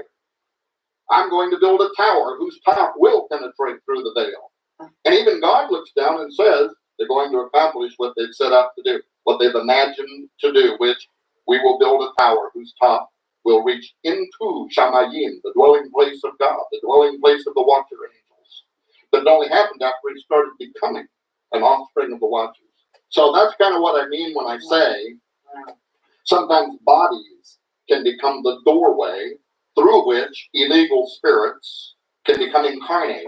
It's kind of a blasphemy against the incarnation of Christ when you think about it. Yeah. But you do have it in stock, I see. Yeah, when we ordered for you, we ordered for us too. So, Okay. yeah. All right. So if anyone wants to, this is a volume that would be several $100. I know that in days gone by, and this is the Bible that would have been used in the earlier days of time. And so anybody who orders this Bible today and wants one of the copies, we will send $30. Yes, donation $30 to the ministry. That's cheap. I mean, we could offer a lot for that. That's A amazing. lot more than that, believe me. But so people that want to study, they want to, because people say, I don't understand these Watchers. They're actually, the Watchers are in the Bible. But here's the thing. In Genesis chapter 6, just to go a little bit deeper in this, just one moment, because I have a really deep question I want to ask you, Tom Horn. Is that where it talks about, okay, so where's the scripture? Where's the base? Where's the foundation? It says, the sons of God came down and took the daughters of Eve by force, and they created an offspring. Okay, so sons of God, how in the world is these angels? Couldn't this be like, some goes to cult the Seth theory and such? But the thing is this, the sons of God, everywhere in the Old Testament, it is only used as a direct creation from God, the sons of God. You see, angels were considered, were called in the Old Testament sons of God. Adam was considered a son of God. A direct creation from God is a son of God. So it's saying a direct creation of God came down and took the daughters of Eve. And this is where we get these weird, supernatural, half-terrestrial, half-celestial beings with this supreme knowledge. Okay, well, that's pretty interesting. It talks about several portions in the Old Testament about these giants, and we can read about it in pretty much every culture from a historical standpoint, speaks of these giants with this supreme knowledge. Okay, cool. Awesome fact. Cool story about the Old Testament. What does it have to do with today? Right. Jesus says, as it was in the time of Noah, so will be in the coming of the Son of Man. And that initially took place at no other portion of Scripture than right in the days of Noah. So my question for you, Tom Horn, is should we be expecting giants to come back in the end days? Or should we, as you talked about this term, and I'd like you to explain it, could it be reoccurring, not necessarily through giants, but something that you talk about called transhumanism? Actually, I think it's going to be both. The prophecy that we read the last time I was here out of the Septuagint version of the Bible in chapter 13 of Isaiah, which is talking about the utter destruction of Babylon, which has never happened yet. So almost all Bible scholars see that as a future event. And when that happens, it says that this powerful being is going to say, open the gates. Now notice that. It's not a gate. Mm-hmm. Open the gates. This is plural. Ye ruler, I give command, and I bring them. Loading problems again, which it shouldn't really be doing.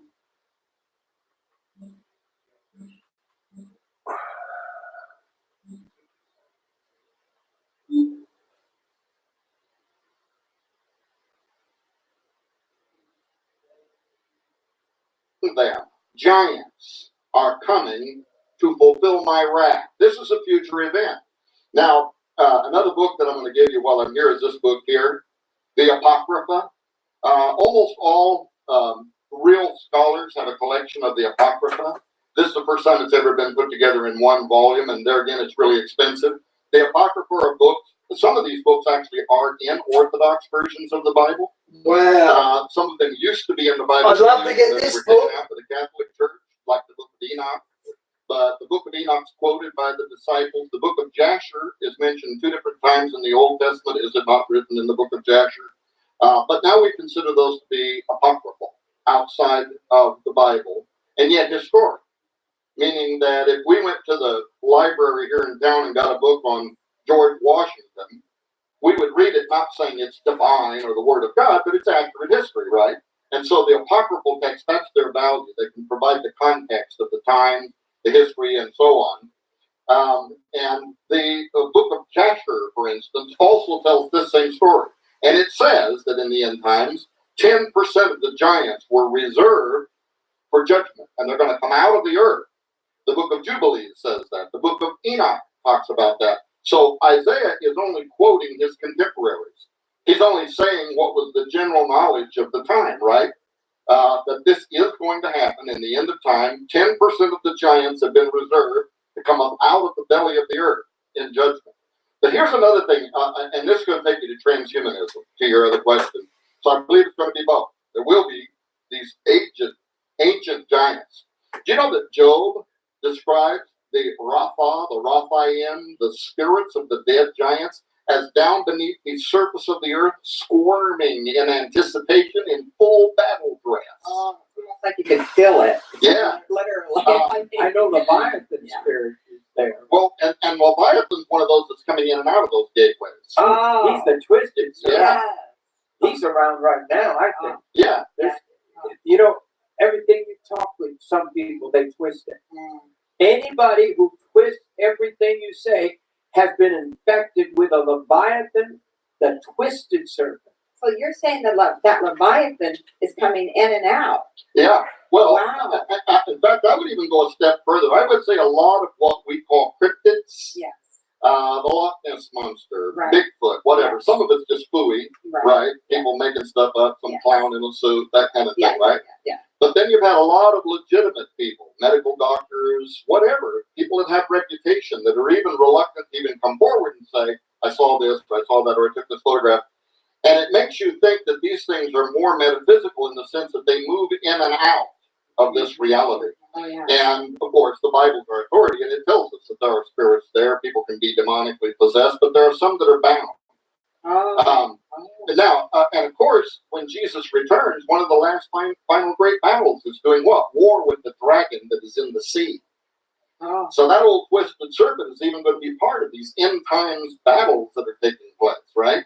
His spirit's going to get stronger and stronger. So the demonic warfare is actually going to increase the closer we get to these end days. Yeah, and here's another thing. And we need to have the power to overcome him. Then we need to know that we have power, right? Yeah, and you mentioned people taking you out of context. Here's another thing that most of the world misses. Most of the Christian church doesn't even think about this, and that is that this end time battle is also going to pit Christian against Christian. Exactly. That's Jesus told his disciples, he said, the day is coming when those who kill you will think that they're doing God service. Oh. Imagine how astonishing that is. The people will actually believe by giving consent to your destruction, to your death, that they're anointed by God and they're in the ministry. That's how crazy. It's already happening. It's literally been happening. But I think we drew a line in the sand this week where our government took a position, our Supreme Court took a position, and churches are going to be divided right down through the middle. Churches are not going to want to lose their nonprofit status. That's right. Television ministries are not going to want, the conservative Christian crowd over here to tell them what they can or can't do, and it's going to come down to money. But the line was drawn this week, and this war is going to intensify, and it's going to pit what we might call liberal Christianity, right, against those who are truly going to be born again. Thank God that another part of prophecy, though, is I will pour out my spirit upon all flesh.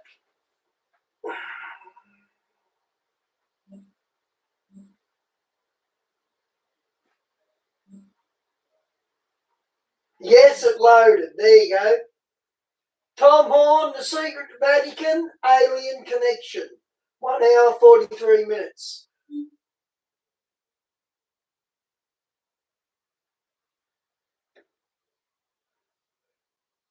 I have the privilege of introducing a dear friend, and I've got all this propaganda here. He's a internationally recognized lecturer, radio host, best-selling author.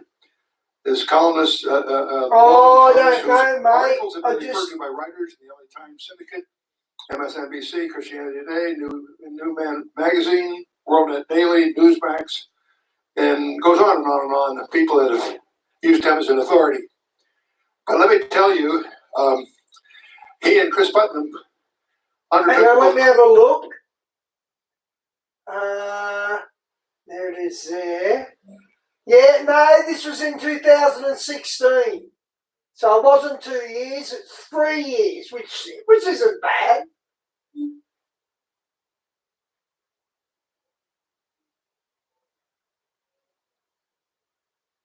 I have the privilege of introducing a dear friend, and I've got all this propaganda here. He's a internationally recognized lecturer, radio host, best-selling author. This columnist, well-known columnist, whose articles have been referred to by writers in the LA Times Syndicate, MSNBC, Christianity Today, New Man Magazine, WorldNet Daily, Newsmax, and goes on and on and on. The people that have used him as an authority. But let me tell you, he and Chris Putnam undertook a book called that dealt with the prophecy of the popes, and they published that in, I believe it was. Okay, the one before was Tom Horn, November the 18th, 2016. Tom Horn, another date, warnings for the church CERN. I have the privilege of introducing a dear friend, and I've got all this propaganda here. He's a internationally recognized lecturer, radio host, best-selling author.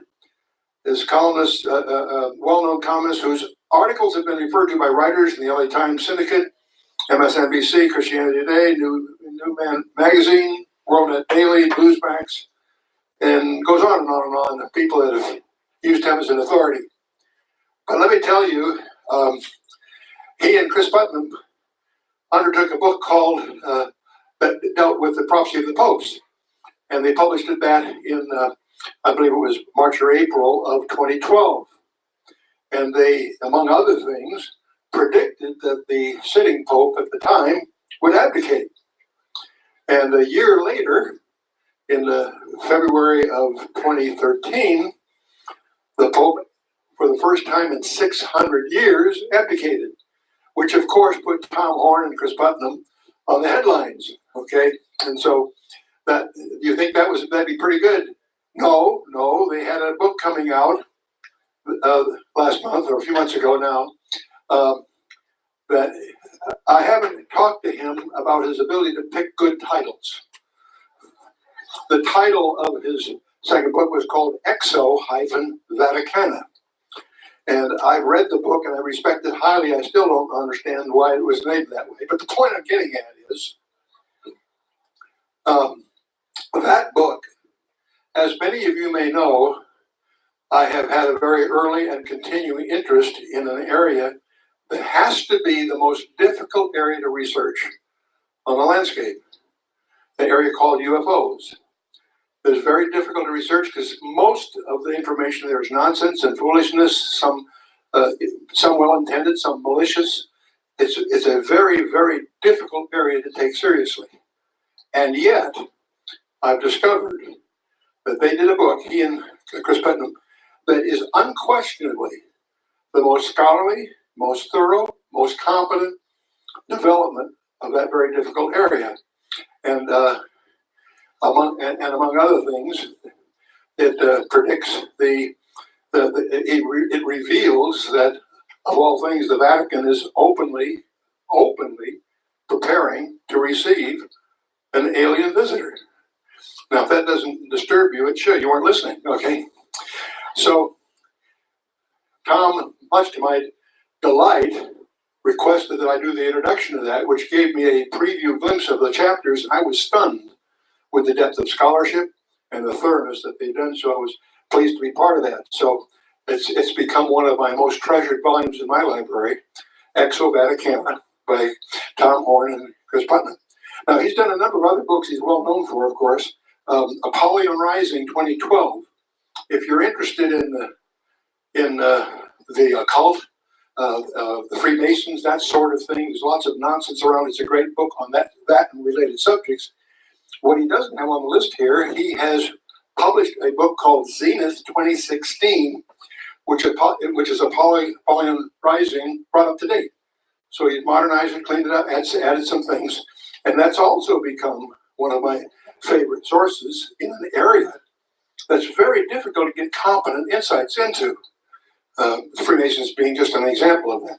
So you're going to hear from one of the guys that I respect more. I can't think of anyone I respect more highly. Hey, Josh, good to see you, bro. And Tom Horn. So that's as candidly and as strongly as I can express it. And there you are. That's as good as it gets, Tom.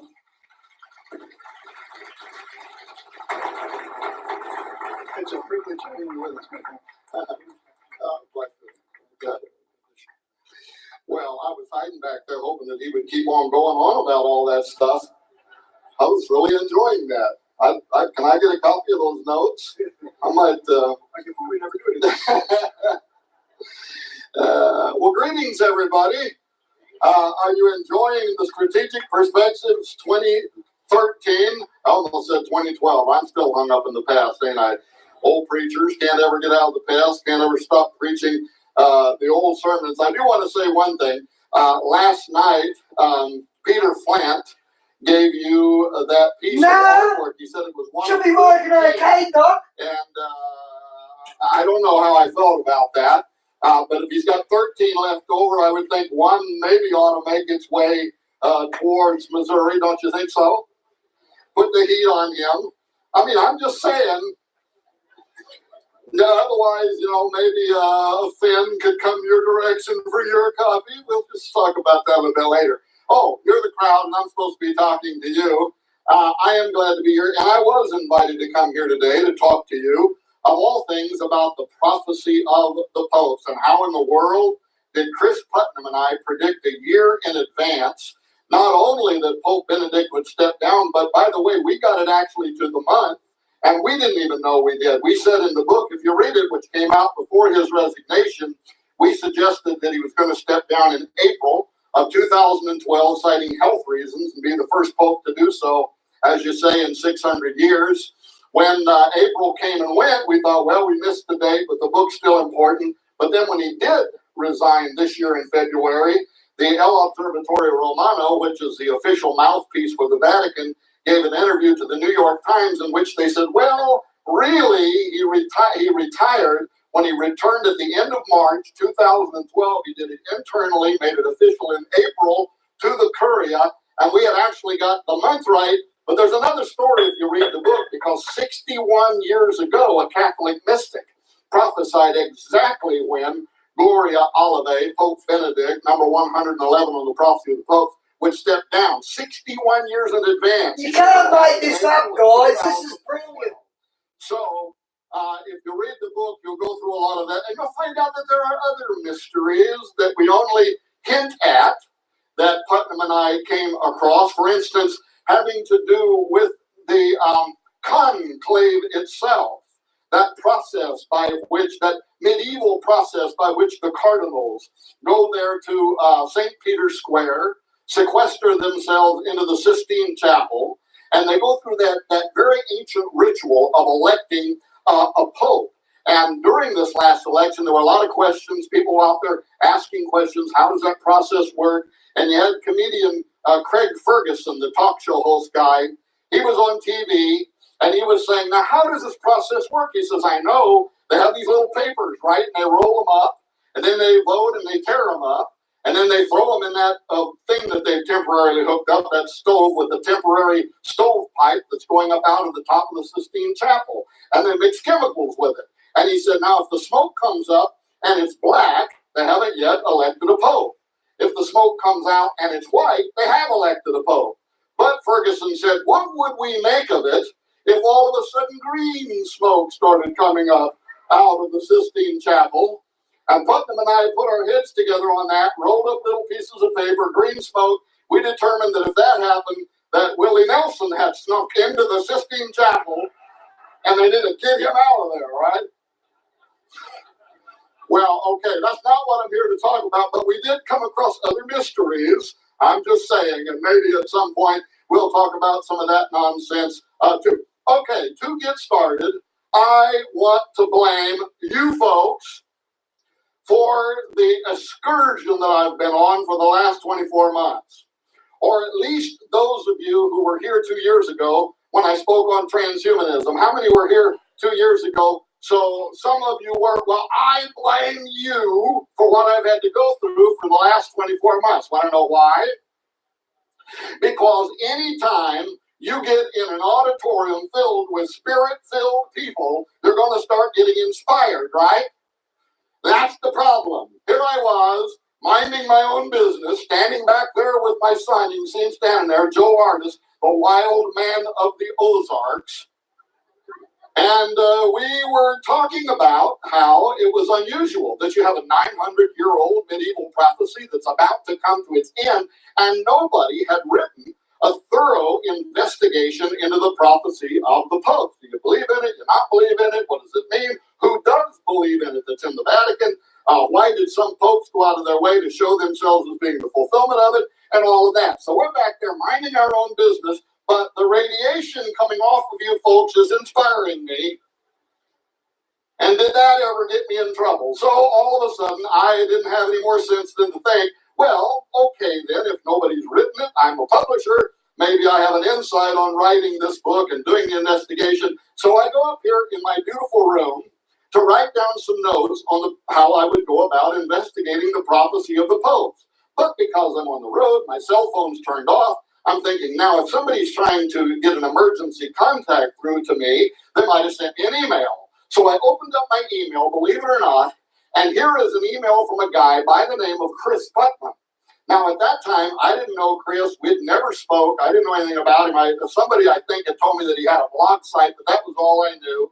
But here's this email from Chris Putnam, and I opened the email, and can you believe he wants to talk to me about the prophecy of the popes? And to make a long story short, I can't give it to you blow by blow, but that set in motion what we believe to be a whole series of preternatural events leading up to the actual and accurate prediction. And I am not a prophet. This was all based on systematized approach, which you can read about if you have or will read that book. Oh, this film just came out. Joseph Farah produced this movie you see there on the screen, The Last Pope. This was produced by the same film company that made the Isaiah 9:10 Judgment, which has been the #1 selling Christian faith film for a year and a half based on the Harbinger stuff that our friend Jonathan Kahn did. And so that just came out, and it's based upon this story. What happened? How did we get involved with it? They go all over the world. Jerome Corsi goes over to the Vatican, talks with Vatican historians. Then they go to Ireland. They talk with the leaders of the church, the historians over there, about Malachi Morguer. And as I'm going along here and I say that name, Malachi Morguer, it dawns on me that a whole lot of you may not even know what I'm talking about with the prophecy of the Pope. So, very quickly, in 1139, there was a Catholic bishop. He was a very popular bishop. I got to stay right here. Boy, do I have a bad habit of walking away from the pulpit. And they got on me about it last time, and they warned me again. They said, there'll be a couple of blondes down there. They're incognito. You won't know which ones they are. But if you walk away from the pulpit, they will mace you back into the position. It's hard to speak when you're living under such terrorism. Don't we have laws against this kind of stuff? For crying out loud. But so now it's in my head, right? I'm trying to think about what I want to talk about, but I start to go this way, and I can hear in the back of my mind, recalculating. Turn left at the crack. Do a U-turn. Recalculating. 1139, a priest by the name of Malachi Morguer, an Irish bishop, very popular. He served in an area that was called Armagh, which is now known as Northern Ireland.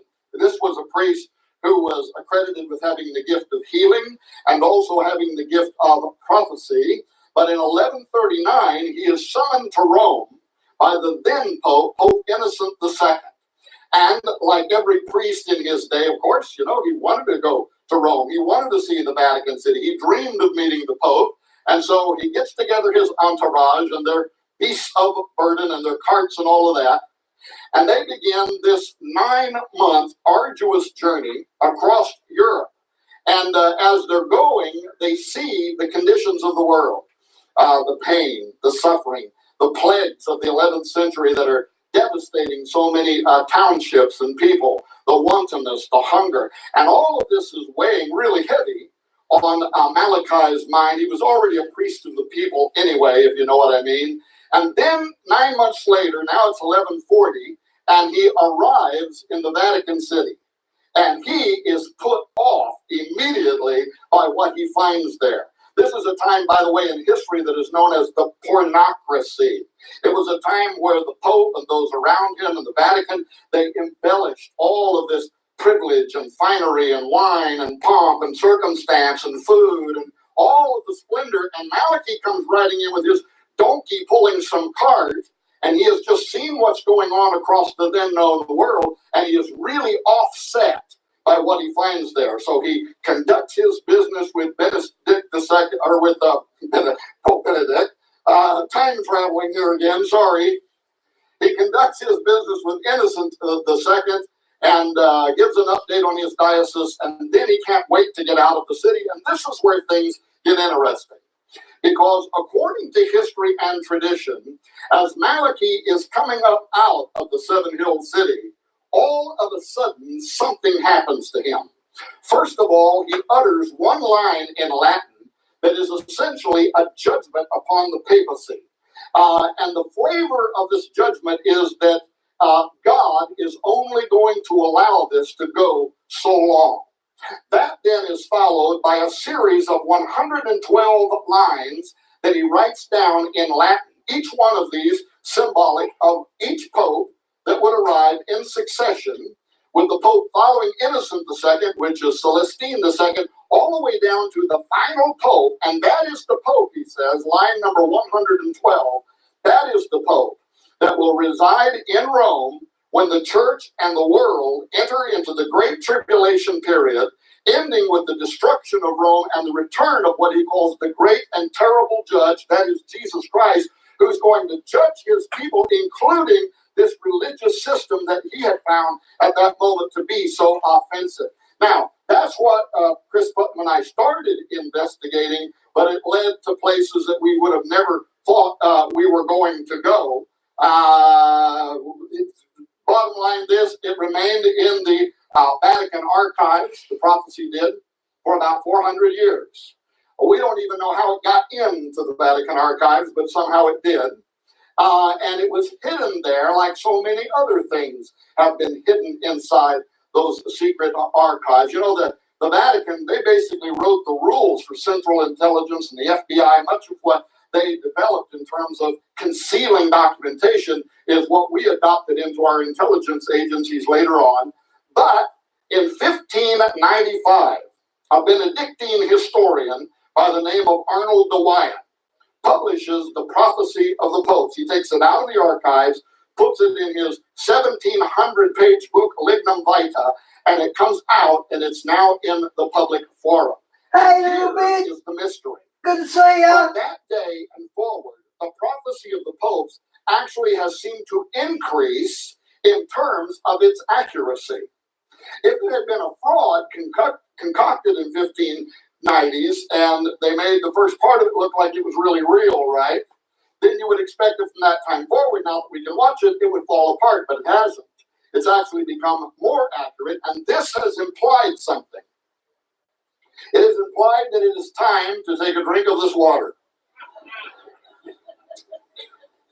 In addition to that, it has implied to some people that the prophecy of the popes was either, one, divinely inspired, or number two, demonically inspired, and it is some part of a great deception. Or number three, and this is the one that I tend to kind of lean toward 60-40, is that for whatever reason, this document has held a place of importance in the mind of the cardinal electors. And they have only been electing popes that could be seen in one way or another as fulfilling their line in the prophecy, and therefore it has become a self-fulfilling prophecy, whether or not it was ever originally given by God or the devil. For instance, take just the last three popes as an example. Pope number 110, his line in the prophecy was De Labora Solis, or from the Latin to the English, he will come through the labor of the sun. And this was the line for Pope John Paul II, who was born during a partial solar eclipse, and then years later actually died and was buried through a very rare hybrid eclipse. And so he literally entered the world and exited the world through the labor of the sun. Then came line number 111, Gloria Olivae. This was the line for Benedict, and this was the one that says he will be the glory of the olives. And this was interesting because in the lead up to the election of Benedict, there were a lot of the watchers of the prophecy, right? They were saying this guy is going to be a Benedictine priest because their symbol is the olive branch and their priests are known as the Olivetans. Therefore, the glory of the olives, he's going to be a Benedictine priest. Well, then the conclave came, and they elected a German cardinal by the name of Ratzinger, who was not a Benedictine, and everybody was thinking, uh-oh, something just suddenly really fell apart in the prophecy of the popes. Then, a few hours later, Benedict walks out there into the well where the Pope stands in St. Peter's Square, and he announces two things. Number one, that he had been born on the feast day of St. Benedict, the founder of the Benedictine order, and secondly, that he was taking, therefore, as his name, Benedict XVI, in an astonishing fulfillment of this line number 111 of the prophecy of the popes. But it also, of course, indicates he may have selected that name Because what? Some kind of backroom deal? You have to make yourself to appear to be a fulfillment of the prophecy? I don't know, but it does bring us then to the final line, line number 112, which is the line for Pope Francis I. And the question, does George Bergoglio fulfill the final line in the prophecy? And here is what the prophecy says. This is the most expressive line in the prophecy of the popes, and it says this: in the extreme persecution of the Holy Roman Church, there will sit Peter the Roman, who will pasture his sheep in many tribulations, and when those things are finished, the city of 7 hills will be destroyed, and the dreadful judge will judge his people. The end. That is the final line in the prophecy, a 900-year-old prophecy, and it is the line for Pope Francis. Now, the question then is, does Bergoglio fulfill this line? First of all, part of it we're going to have to wait and see. Because if he is the Pope residing at the Vatican as the Great Tribulation unfolds around us, we're all going to know that in a very short period of time, I suspect. But the second thing was this line, Peter the Roman. Because of that line, some of the people who were watching the prophecy, not the scholars who always had a different view on this, but many of the people in the public, they thought, okay, it's got to be a guy, right, who's going to have some part of his name is Peter. And if he's an Italian, or in the old language, a Roman, we're going to literally have a guy named Peter the Roman who becomes the next pope. And so people were watching that. They thought the current Secretary of State, Tarcisio Pietro Peter Bertone, who was an Italian, they thought, wow, if he becomes the Pope, I mean, run for the hills, right? Start crying for the rocks to fall on us because the man is here.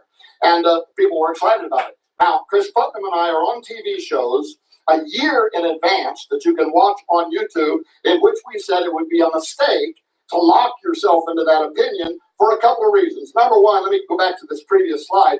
It comes from understanding how the prophecy of the popes work, in that the prophecy never did pick a person's Christian name or a name that they were born with. In other words, John Paul II was not born Diodorus Solus.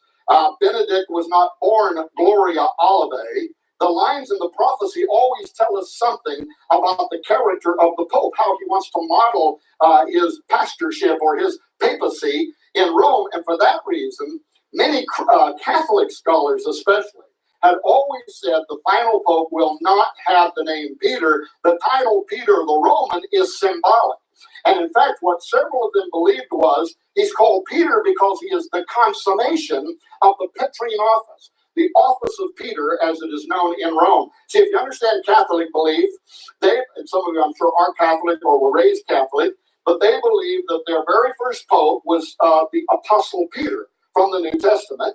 And it is upon his throne that every Pope in succession provides an unbroken line of leadership for Roman Catholicism, and therefore every Pope is known. In fact, George Bergoglio is a Jesuit, and the Jesuits always refer to every Pope as the latest Peter in the line.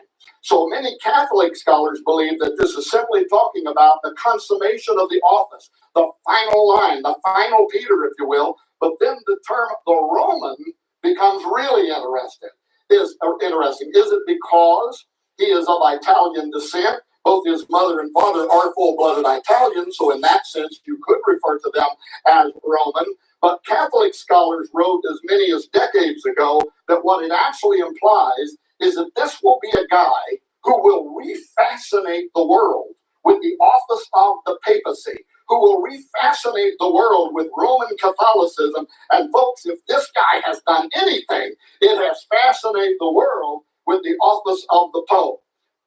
However, having said that, it's spooky how Bergoglio has gone out of his way to attach himself to the literal title, Peter the Roman, and to wrap himself in the final line of that language. First of all, because he took as his namesake Francisco, or Francis as he's more commonly called today, of Assisi. That is his namesake.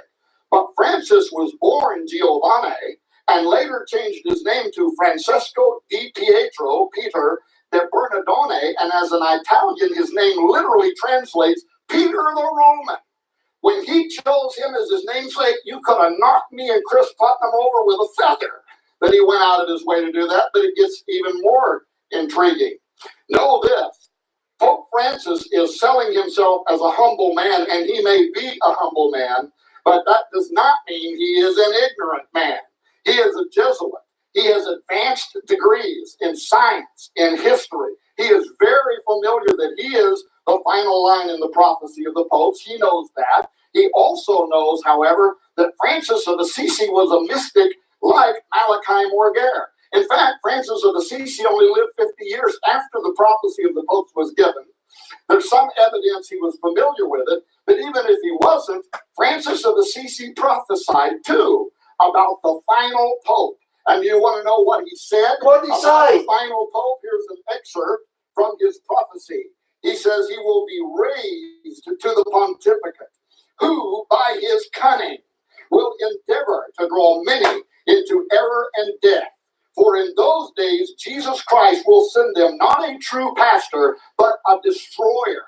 Why in the world would Bergoglio name himself after a guy whose name means Peter the Roman and whose prophecy implies the very last line, 112, that this guy will be a deceiver who is going to lead the world into destruction, but it keeps getting even better.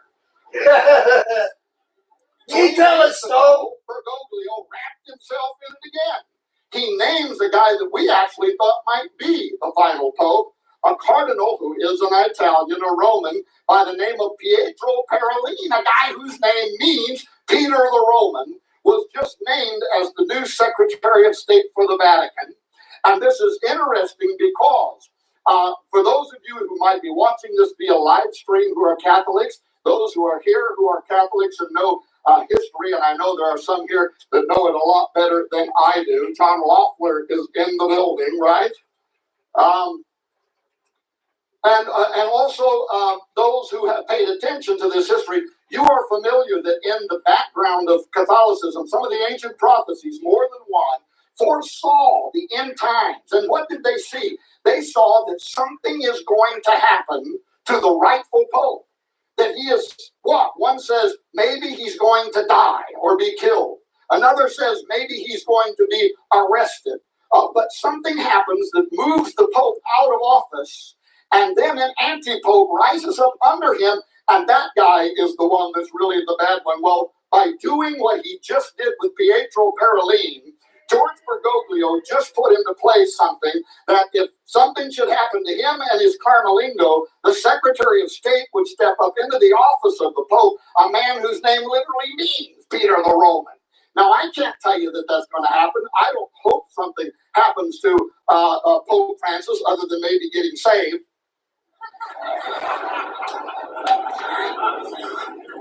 But there's some very weird stuff going on. Okay, I gotta go. What is it here? I got 30 minutes left.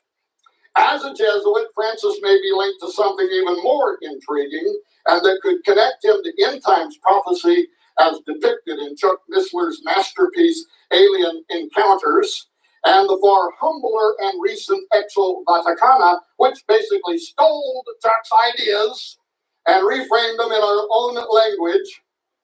But that is the subject, astrobiology. I say this because, since publishing Petrus Romanus and Exo Vaticana, we learned that the new Pope has a relationship with the members of the board, the Vatican Observatory Research Group. First of all, as a young adult, he earned a master's degree in chemistry from the University of Buenos Aires and had scientific ambitions prior to entering the Jesuit order, including studies in astrobiology, life on other planets. Secondly, when the current leader of the board, Jose Gabriel Funes, also from Argentina, entered the Jesuit order, one of his three examiners was Bergoglio.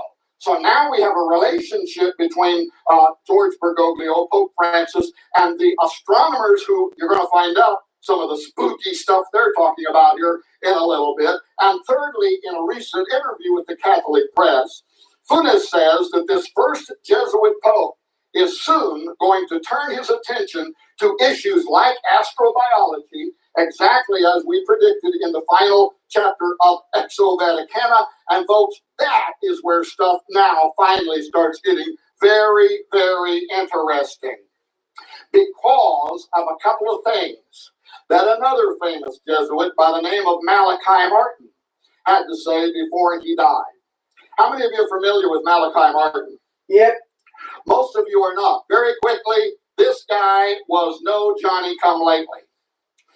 He was an insider of insiders at the Vatican. He was a Jesuit. He worked for 3 popes. He was a formidable polyglot. He could speak 17 languages, translated numerous ancient and extinct languages. In fact, he worked for the Vatican in the Holy See, transcribing the Dead Sea Scrolls, part of which was being talked about last night, his work on those documents for the Vatican. He was a personal friend of Augustine B., who is one of the most famous Jesuits in history. He had access to the deepest secrets, including the final mysteries of Fatima, which he certainly implied were not released in 2000 when the Vatican said that they were. But in any case, he was a personal friend of the Pope.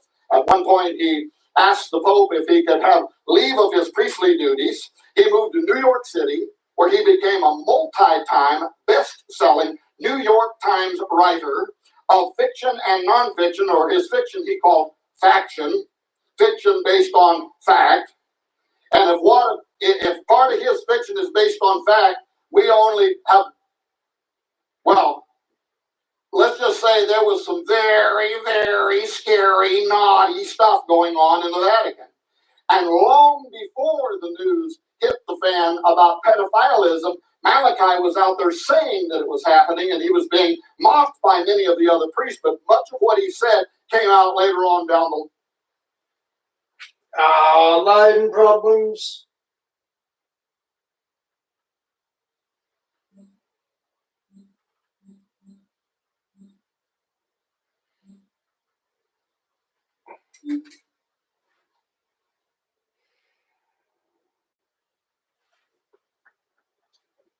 later on down the line to indeed be a fact. But 2 of the things that he said that I want to focus on. Number 1, he wrote this book right here, The Jesuits, The Society of Jesus and the Betrayal of the Roman Catholic Church. If you haven't read it, get it and read it, because you will see that exactly what he predicted was happening, but that he hoped would not happen, indeed is and has happened. And what he says in this book is that there was a secret war that was going on between the Jesuits and the other priesthood for the control of the Roman Catholic Church and the Vatican in particular. The Vatican, folks, is not like any other Christian denomination. There are 90 ambassadors at any time parked there at the Vatican City. It has relationships, political and otherwise, with most of the major nations around the world. And according to Malachi, the Jesuits wanted to seize control of the Vatican. For what purpose? He said they want to use it as a machine that will give assistance to the rise of the new world order. And furthermore, he said they want to use it. They want to work in tandem with the coming of the Antichrist for the implementation of the objectives of the Antichrist. And Brother Malachi must be rolling over in his grave today. Or excuse me, he must be rolling over in purgatory. Because the first ever Jesuit was just elected as the Pope. And this war he was so concerned about evidently has just been won. But there's a more intriguing thing that he had to talk about. And that was what he said was going on with those Jesuits on the top of a mountain in southeastern Arizona. How many of you were aware that an hour away from Tucson, Arizona, there is an advanced telescope and an observatory group that literally forced their way onto the top of that mountain in Arizona, and part of it is owned by the Vatican? And when Art Bell in 1997 was interviewing Malachi Martin on the late night... Dada, did Tom Horn mention purgatory? If he did, it was in reference to the Catholic belief. He's not a believer in purgatory. He's talking about the Catholics, so he mentioned it. I was reading the chat. If he mentioned it, it would have been in reference to the Catholics' belief. Talk show, Coast to Coast AM. He asked him, he said, Father, hi, honey, welcome, sis. did the Vatican Good to force see ya. themselves onto a top of a mountain in Arizona? And why is the Vatican so heavily invested in the study of deep space? And at the time, Malachi Martin's answer ignited a firestorm. Chuck, I know you'll remember what he said. He said, they're there on the top of that mountain observing the space. He said, because at the highest levels of Vatican governance and geopolitics, he said, they know what is approaching the earth and that it will be of the utmost importance in coming years. Now, he put about a decade time frame on that, and almost to the date, a decade later in 2009, the Vatican abruptly called for an astrobiology study week. They had the Pontifical Academy of Sciences, the scientists for the Vatican, bring together 30 of the most powerful astronomers in the world, geologists, theoretical physicists, but they also brought in theologians. And that whole week, guess what they discussed? They discussed what will the impact be on faith, on religion, given the disclosure or the discovery of advanced extraterrestrial intelligence in the universe. 90 days later, the Royal Society, the oldest scientific body in the world, convened a meeting in the UK, January 2010, in which they invited experts from all over the world. And by the way, I even have their little thing right here in front of me for the discussion. This is what they brought them together for. And imagine this scientific body is 350 years old. They've never done this before, but 90 days after the Vatican, they came together to discuss, quote, the detection of extraterrestrial life and the consequences for science and society. And at the time, now we got a little bee emoji. I'm going to go look for a bee emoji too. The astronomer to the Queen. He said, sorry, I went a little, I almost said gay on you there for a minute, but is it there? I got a bee. He's on the way to the door. Shut us down. Hate speech. Now, what that did to my brain, I may never recover from. To discuss the detection of alien intelligence. Well, of course, following those two back-to-back meetings, media around the world were in a frenzy. They wanted to talk to some of those people. Why is the Vatican asking what the impact is going to be on faith and religion given the detection of extraterrestrial intelligence? And why are all of the members of the oldest science body in the world coming together to talk about the detection? And so the Vatican sent out Gabriel Jose Funes, the head of the Vatican Observatory Research Group, who immediately started lobbing these little softballs out there to the media. Oh, well, it's just in case, if the Vatican's made some mistakes in the past, we don't think we want any more, issues with trampling on scientific thought and blah, blah, blah, blah, blah, blah, blah. But then he starts saying some important things. As in, he says, however, the extraterrestrial is our brother. And furthermore, he said, it is not only not incompatible with Christianity to believe in extraterrestrial intelligence, but he said, if you do not believe in extraterrestrial intelligence, that is the heresy, because, he said, it puts limits on God's creative ability. And that began what has been a slow process over the last 3 years of what is kind of a development scheme, if you will, in theological arguments at the Vatican. But keep this in mind, some of these are I want a Harry Potter too. Right for the Pope University in Rome. And when you see some of the stuff they're writing right now, it'll put cold chills down your spine. But then he said something I had to just take. I thought, now how could you possibly know this, Chuck? He says that extraterrestrial intelligence discovery will not challenge the authority of the Roman Catholic Church. How could you know that? Right?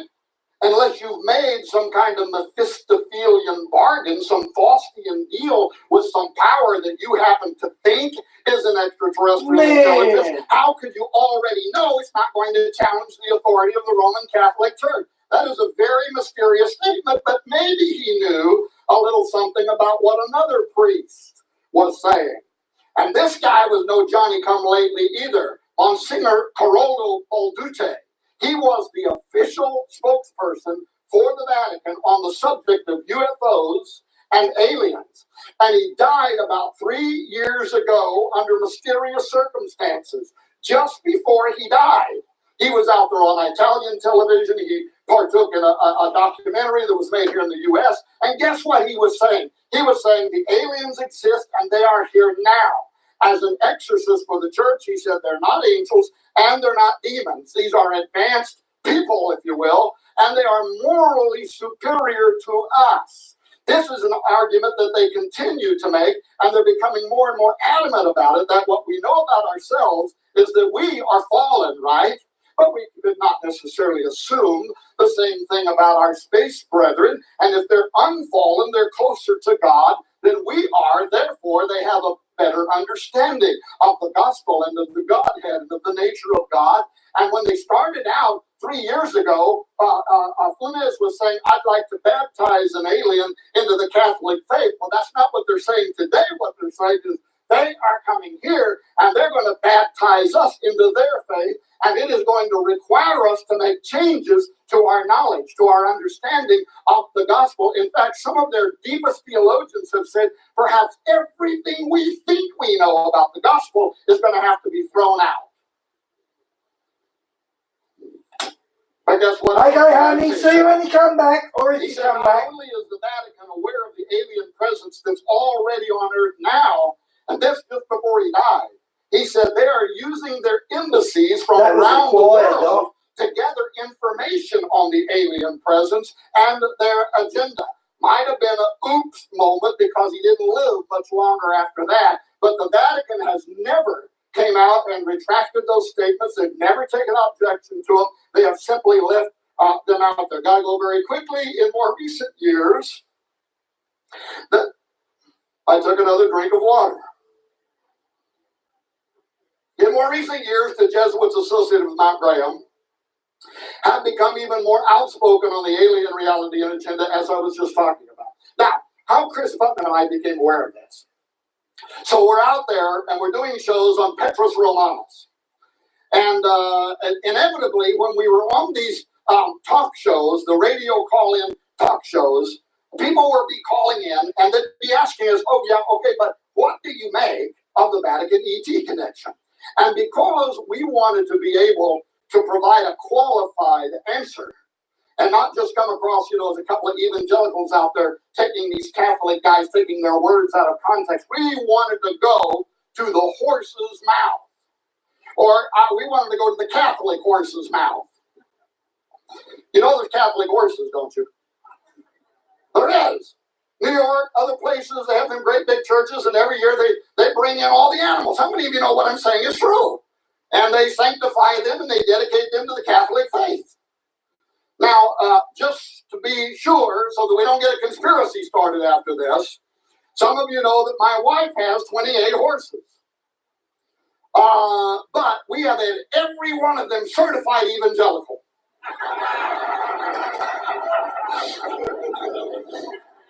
Not caught one of them praying with a rosary. Yeah, sorry. We wanted to go to the horse's mouth, and we knew, brother, that this was like a dream, right? The best way to do this would be if somehow, some way, we could get up to the top of Mount Graham in Arizona and talk to the astronomers there. Now that was a big maybe, right?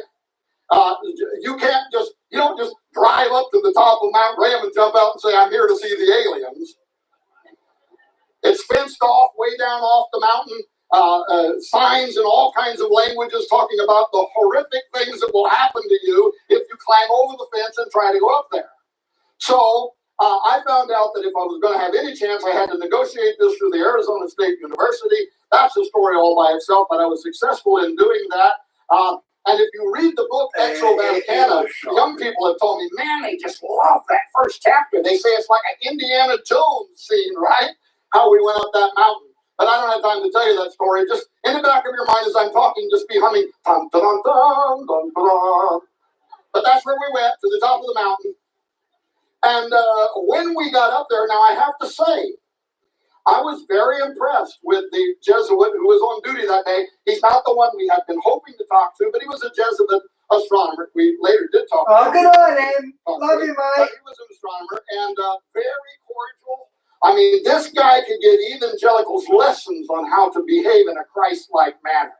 Very warm, very cordial, answered all of our questions, took us and showed us the very humble areas where the astronomers sleep when they're there and the places where they eat. But then finally, of course, we went up the ladder. We went up the stairway and we wind up there with the Vatican's astronomical or advanced technology telescope. And they allowed us to do all kinds of crazy stuff. We climbed all over the telescope, went up above it, went down below it. Down below, there's an area chained off.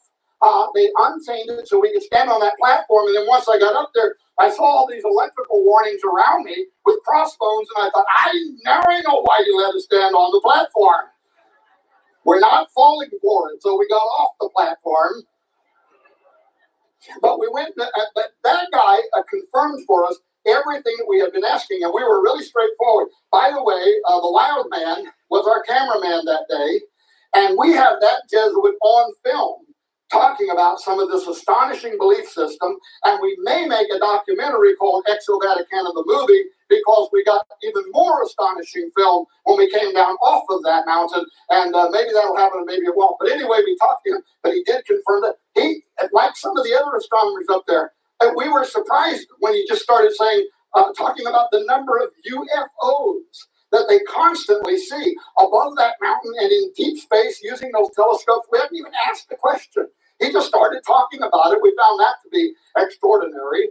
But he also said this, which was key to us. He said, these days, the Vatican only uses their advanced telescope for one reason, and that is to monitor exo worlds where they believe that there may be the conditions for life, including the possibility of advanced intelligence. So we found that to be very confirming. Anyway, let me make I'm going to make the story faster. We left there. We walked up the hill about a city block to the radio telescope. There's 3 telescopes on the top of Mount Graham. So we went to the radio telescope.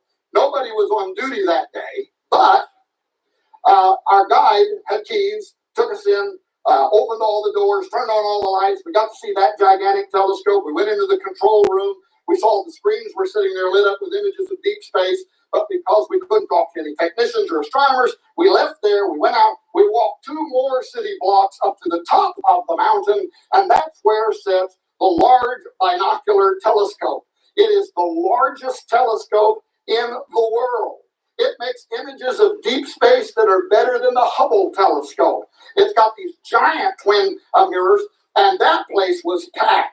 People in the lunchroom, people walking all over the place, a whole bunch of astronomers from Germany making adjustments to the large telescope. I don't even know how many stories high this thing is. We kept riding elevators to different floors. We're just going up. And each stage of the way, the systems engineer, who they gave us, and by the way, he spent the entire day with us. We were his only mission the whole day. We were just surprised by that. Very educated guy, lead engineer for the Large Binocular Telescope. But if you watch the book trailer for Exo-Vaticana, you'll see a scene in there where we are way up on this platform, way up over the top of the Large Binocular Telescope looking down. And you'll see the systems engineer take a laser pointer, and he points down between the 2 twin mirrors. He points down to this red device, this big red device in the middle, and he says, this is the Lucifer device. And yes, that is exactly what it really is called. It's an acronym, LUCIFER. It is a piece of infrared technology that they, the Catholics, whoever else want to be able to use that device, that they use that infrared, can see deeper into space. It can see fainter objects. It can see into areas of the light spectrum that other telescopes and your natural eyesight cannot see into. In fact, if you go to YouTube and type in infrared UFO, you'll see some of the most astonishing deep space UFOs ever captured on film that were picked up with infrared when other telescopes looking at the same part of space at the same time didn't see anything whatsoever. They're invisible to the human eye, but they can see them with the Lucifer device. Okay, now, so we did all that, And now we're going to come down off the mountain. And brother, do we got so many notes? We're thinking, where is Chuck Missler when you need him? We gotta put all this stuff together, right? But we didn't know we had only started the learning process. We come down off the mountain. We knew that the indigenous people, especially the Apache Indians, but all of the Indian tribes in Arizona, had been opposed to the Vatican going up onto the top of that mountain to build a telescope. In fact, they had joined environmentalists or got environmentalists to join them, and they filed a lawsuit to try to stop them from going up there. But somebody from the Vatican must have been really deep in the back pocket of the governor, because they did an end run around on the environmental law, and basically by fiat declared they were going to allow the Vatican to join NASA to go up there. And by the way, at the time, dear, look at that. The little portable Catholic blessing clause.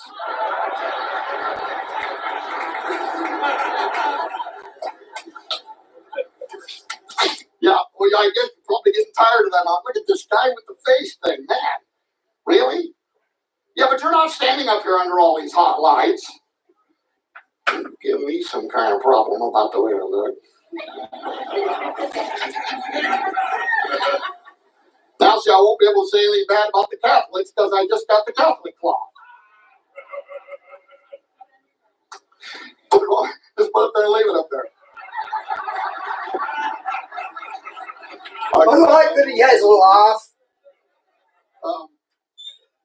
Well, that was astonishing. And Chuck, I don't know if you even knew this, but we found, because what we thought was, okay, the Indians are fighting the cowboys there, the Catholic cowboys. They don't want them to go up onto the top of that mountain, probably because it's sacred ground, right?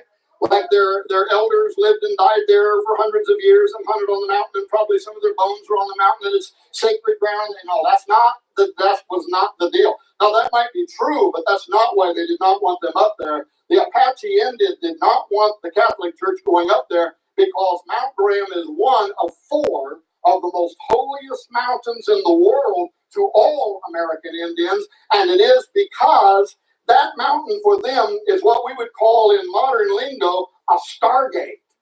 It is a portal. They believe that the top of that mountain represents a gateway through which other dimensional entities enter into and exit from this world. Now we were wondering in real conspiratorial tones why the Vatican. Of all mountains, why did they fight to get to the top of that mountain? Once we came into that history, everything started kind of slowly changing in our suspicions about why they wanted to go there. Oh, and let me add one more thing. For those who may think that that is just an Apache Indian idea, this idea that there could be specific locations on Earth that are areas, let's say, that are specifically gateways. They are geographic locations where doorways can open and close. Now, I'm not dogmatic about this, but I will tell you there is a lot of reasons, in my opinion, and I'm not the theologian Missler is, and you got to know if I'm wrong later, he's just going to slap me upside the head and say, boy, don't ever do that again. There are a lot of reasons in the Bible to believe there could be something to this. Note that Moses had to go to the top of Mount Sinai there to meet with God. Note that when Jesus returns, his feet touches the top of the Mount of Olives, and he descends down from that point. Note in the apocryphal book of Enoch, which is still in some versions of the Bible, that in the days of Jared, Noah's great-grandfather, 200 powerful angels known as the Watchers came down onto Mount Hermon, and from the top of Hermon walked down into the valley of the plain. And that the language around that mountain means the forbidden place. And years later, Jesus is talking to his disciples and in Caesarea Philippi, and I think he turns and he looks towards Mount Hermon because he's right in that area, and that is where the Greeks at that time had built this dedicatory, if you will, to the horned demon Pan.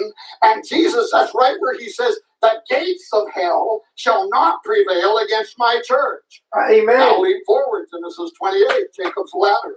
And what happens with Jacob in his night vision of his ladder? He wakes up the next morning. He has seen angels ascending and descending from a very specific location, and it scares the thunder out of him. He gets the oil out and starts anointing the whole place. But what does Genesis 28 says that he said? He said, there is a gate to the house of God, an opening where he saw angels ascending and descending. You can get an even more interesting feasibility from Genesis chapter 10. Cush begat Nimrod, and Nimrod began to be a mighty. And this is the Hebrew word Gibborim, who many people believe are the offspring of the Watchers and the Nephilim. It literally can read in the Hebrew, Nimrod began to be a Gibborim, or a mighty man. Now, again, I'm not dogmatic, but if that implies something began happening to him, his genetics began changing, or somehow he begins becoming an offspring of the Watchers and angels, well, then maybe his eyes were open, because in the very next chapter, what does he do? It says that he goes to build a tower whose top will reach into Shamayim, the dwelling place of God. And many ancient Jewish writers of that legend say that he literally could see into the throne room of God and went there to build a tower to lead the armies of the earth up to challenge God. And God came down and saw what they were going to do and said, it will not be restrained from them what they have imagined to do. And what did they imagine to do? To build a tower whose top would reach into Shemayim. Okay, now I might be making a lot out of nothing, and it could be that none of that implies that there are specific locations on the earth that are entry and exit ways, but that is definitely what the Apache Indian believed about Mount Graham. And furthermore, when you look into their creation mythos, you know what they saw?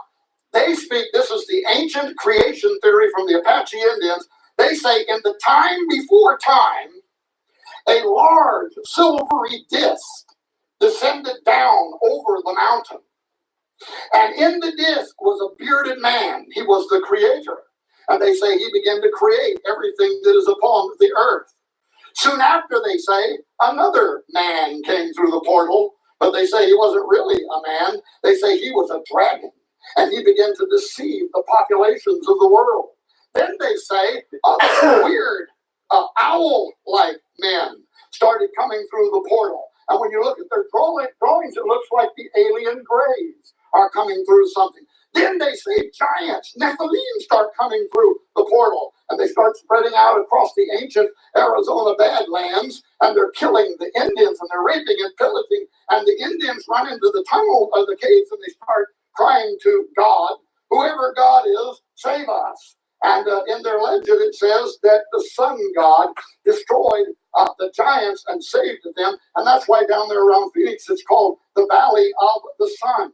Now, of course, the sun also shines there, because I grew up there, and it'll cook your kitten in a little while, right? But it really goes back to that Indian folklore. So does the Superstitious Mountains. Superstitious Mountains are named the way they are because of what they saw. What am I doing? The microphone. It always does. I have the strangest ears. They probably were wonderful when I was born. And then I got ran over by a car. I did. And it tore them off. And they sewed them back on. Stupid sewers. And ever since then, nobody can keep a headset on me. Really. And pretty soon I'm using this puller off and I'm holding it like this as I'm walking around talking. A Spock, I'm not. I don't have the right ears for doing this kind of business. Well, in any case, that is what they believe about Mount Graham, and that's why they didn't want them going up there. I'm almost out of time, so let me do this real quickly. After our visit to that, another thing that was really important was I got a hold of Brother Guy Consolmagno. Now, Consolmagno is a very important astronomer for the church, one of their leading astronomers. He splits his time between Mount Graham in Arizona and the Pope's summer residence in Gandolfo, Italy, where they also have a telescope there that the Pope can use. He's the keeper of the Vatican's collection of meteorites and other things that have fallen down from the earth. You always often see pictures of Brother Guy Consolmagno with the Pope. But I wanted to talk to him because of this book right here, Intelligent Life in the Universe. The subtitle, Catholic Belief and the Search for Extraterrestrial Intelligent Life by Brother Guy Consolmagno. I wanted to read this book because when it was first published a few years ago, it was instantly pulled from the market by the Catholic Church. They published it with their Catholic-owned Catholic Truth Society publishing house. I made an order. I never got my order. I kept making orders. I couldn't get any orders. Before I know it, they've put it out of print, and it even appeared that they had went about and made a concerted effort to get every copy that had been sold and to pull it from the market. I wanted to know why that was the case. So when I came down off the mountain, I contacted Brother Guy Consolmagno through the observatory website, told him that we had just been to Mount Graham, we had missed him there and had hoped to talk to him there. Wanted to know if he'd be willing to allow us to interview him, which he did 4 times from Rome via the internet. But in that very first email, and it was a good thing, times the Catholic cough, it was a good thing that I asked him in the first interchange, because I don't think I'd have got it later on. I asked him, is there any way I can get a copy of Intelligent Life in the Universe, which you wrote, either just a used copy or the PDF, and he sent me the PDF. And guess what? We make the PDF of the book available free on that DVD they got back there on that table. And if you get that DVD, by the way, it's got tens of thousands of pages of information. It's got 20-some hours of interviews. When the Royal Society was meeting over there, I decided that our Royal Society would meet over here. And we did 20 hours of interviews. We interviewed Chuck Missler. We interviewed the former leader of the military defense for the government of Britain, Nick Pope. We got one of the last interviews with Jesse Marshall Jr. before he died a few weeks ago about what actually happened there in Roswell. 20 hours. It's all on their free MP3 format. You can put it in your little device, listen to it as you drive. But this book is in there. And what does this book say?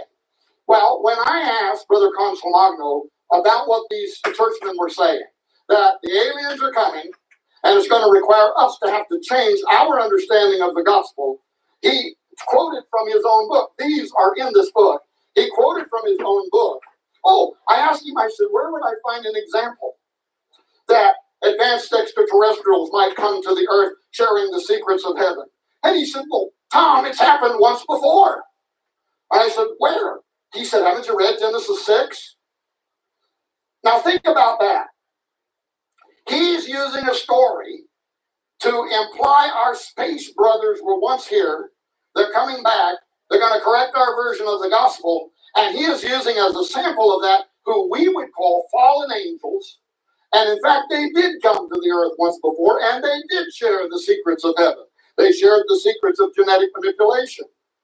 And the Bible tells us in Genesis that eventually all the flesh, both man and beast, had been corrupted, and it led to the fiat of the flood, and God having to purify the world. They shared the secrets of metallurgy. They taught men how to make superior weapons so they could more efficiently kill one another.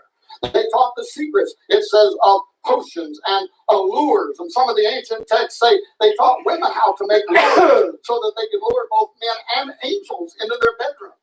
So, yeah, they came down, but these are the last guys on earth, right? That I would get all choked up about.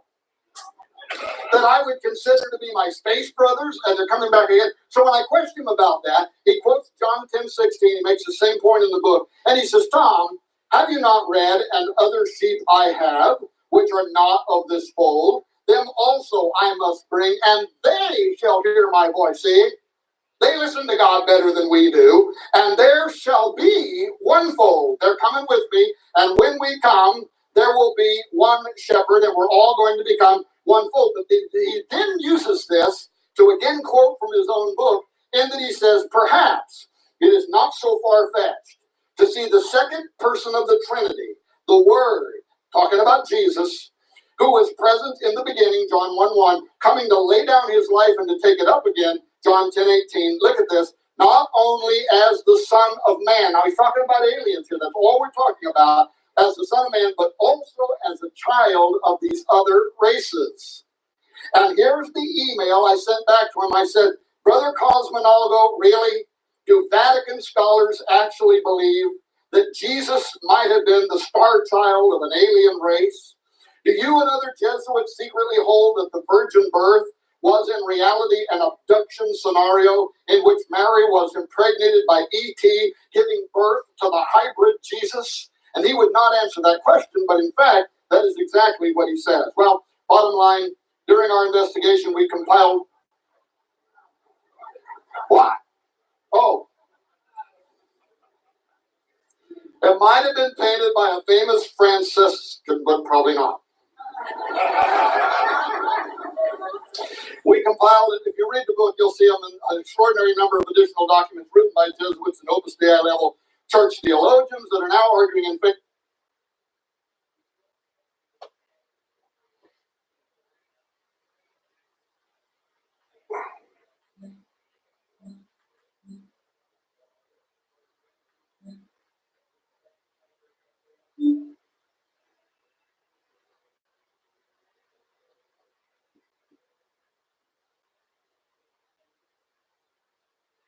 favor of, number one, advanced ETIs exist and are more likely superior than men. Number two, therefore, they will be evangelizing us. Number three, we are going to need to change our theology. Here's a quick example. Can I have 5 extra minutes?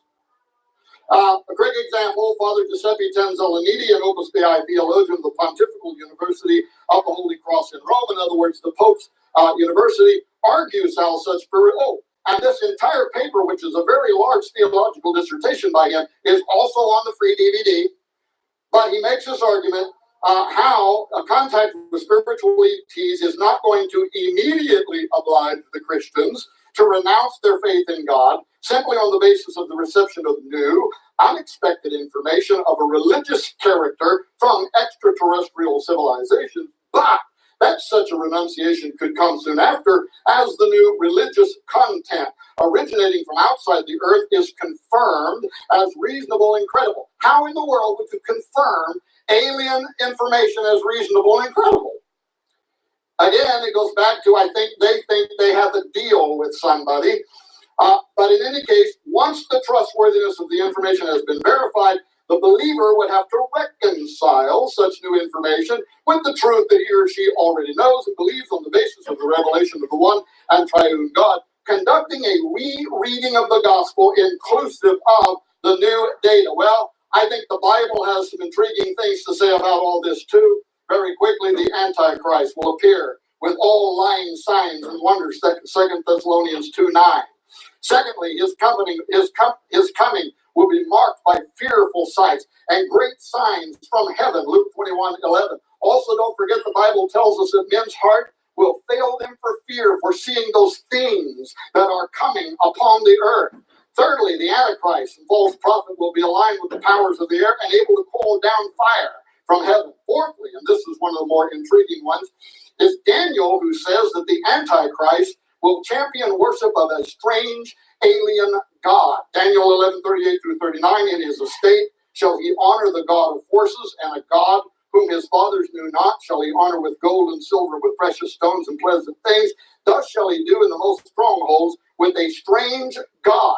And the Hebrew language here, Chris Putnam would verify, the Hebrew text there can literally be translated an alien God. Well, as a result of these verses and ongoing investigation into Petrus Romanus and Ex Vaticana, I have come to suspect one thing and to believe 3 others. Number one, I suspect that a form of great deception is at our doorstep, and the world's most politically powerful church seems to be playing into the hands of evil supernaturalism.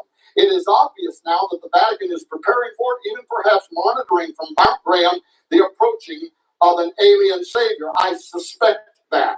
But I believe that much of the UFO and especially alien abduction phenomenon is demonic, part of a great setup, the likes of which the world is unprepared for, and that could overwhelm the average person's senses in the not too distant future. You'll notice there it says, read short statement I prepared. I'm not going to read it. Number 3, but great deception is coming. And ye brethren are not in darkness, that day should overtake you as a thief. Somebody say amen.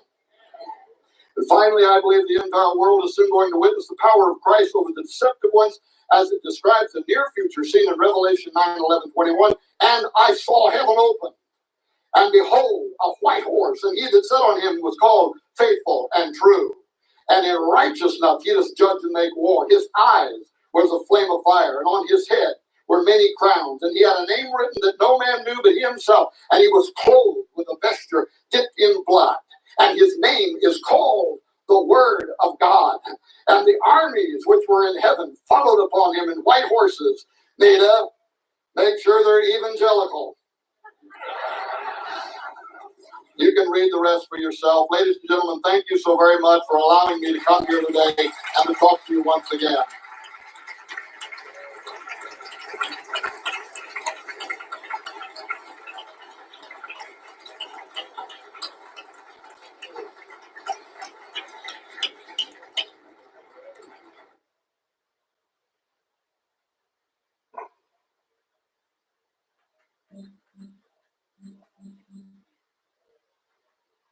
Here we go, the true meaning to the Wizard of Oz. Hi guys, I'm going to try and do the Wizard of Oz and nothing I'll be able to tell you. Okay, first off I'd like to thank the Lord Jesus Christ for showing me this, and let's pray you understand it. Okay, the Wizard of Oz, what it really means. It starts off in black and white. That represents Earth. Earth is so drab, over the rainbow is heaven. It starts off with a monologue. For 40 years, this story has been faithful to a kindly philosophy, blah, blah, blah. That 40 years represents the 40 years in the wilderness. It also mentions faith twice in the monologue. That's because in the Bible it says, let it be established with 2 or 3 witnesses. Faith is mentioned twice, so it's saying this movie is about faith. Now we get to Dorothy Gale. Dorothy's name literally means gift from God. That's what Oz is, it's a gift from God. You'll see that by the end of the show. Gale means stranger to God. Dorothy was a stranger to God when it first started. So we've got a gift of God given to a stranger of God. That's pretty cool. Okay, now you get Toto. Toto represents God, dog, man's best friend. He chases a nasty old cat because the nasty old cat is the witch's familiar. The witch wants Toto destroyed because she wants to destroy God. So that's why the witch wants to destroy him. Now you get Miss Gulch, Elmira Gulch.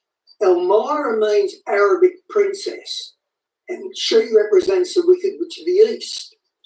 The Gulch is the gulch that separates rich man from Lot, I think it is.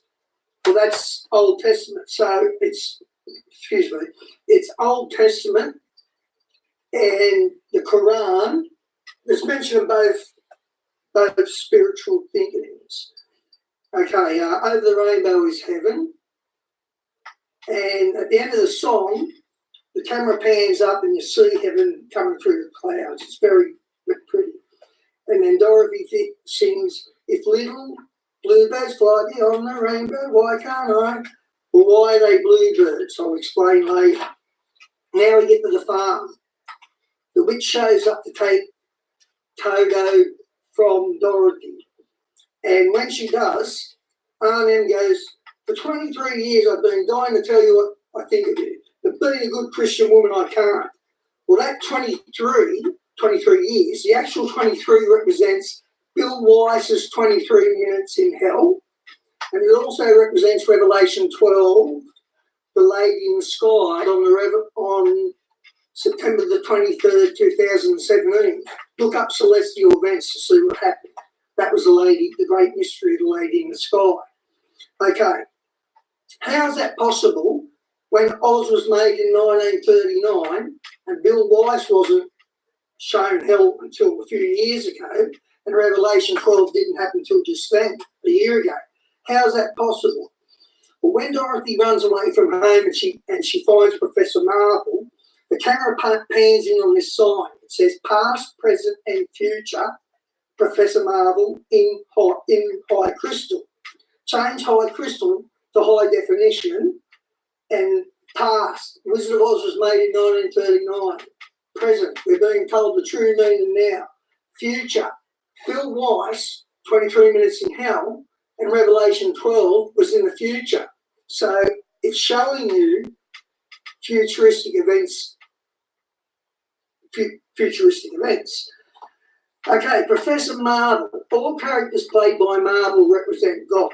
His name is Marvel because really he's given a poke in the eye to the Marvel franchise with its Thor, Fallen Angel, Odin, Fallen Angel, Avengers. It's all predictive programming.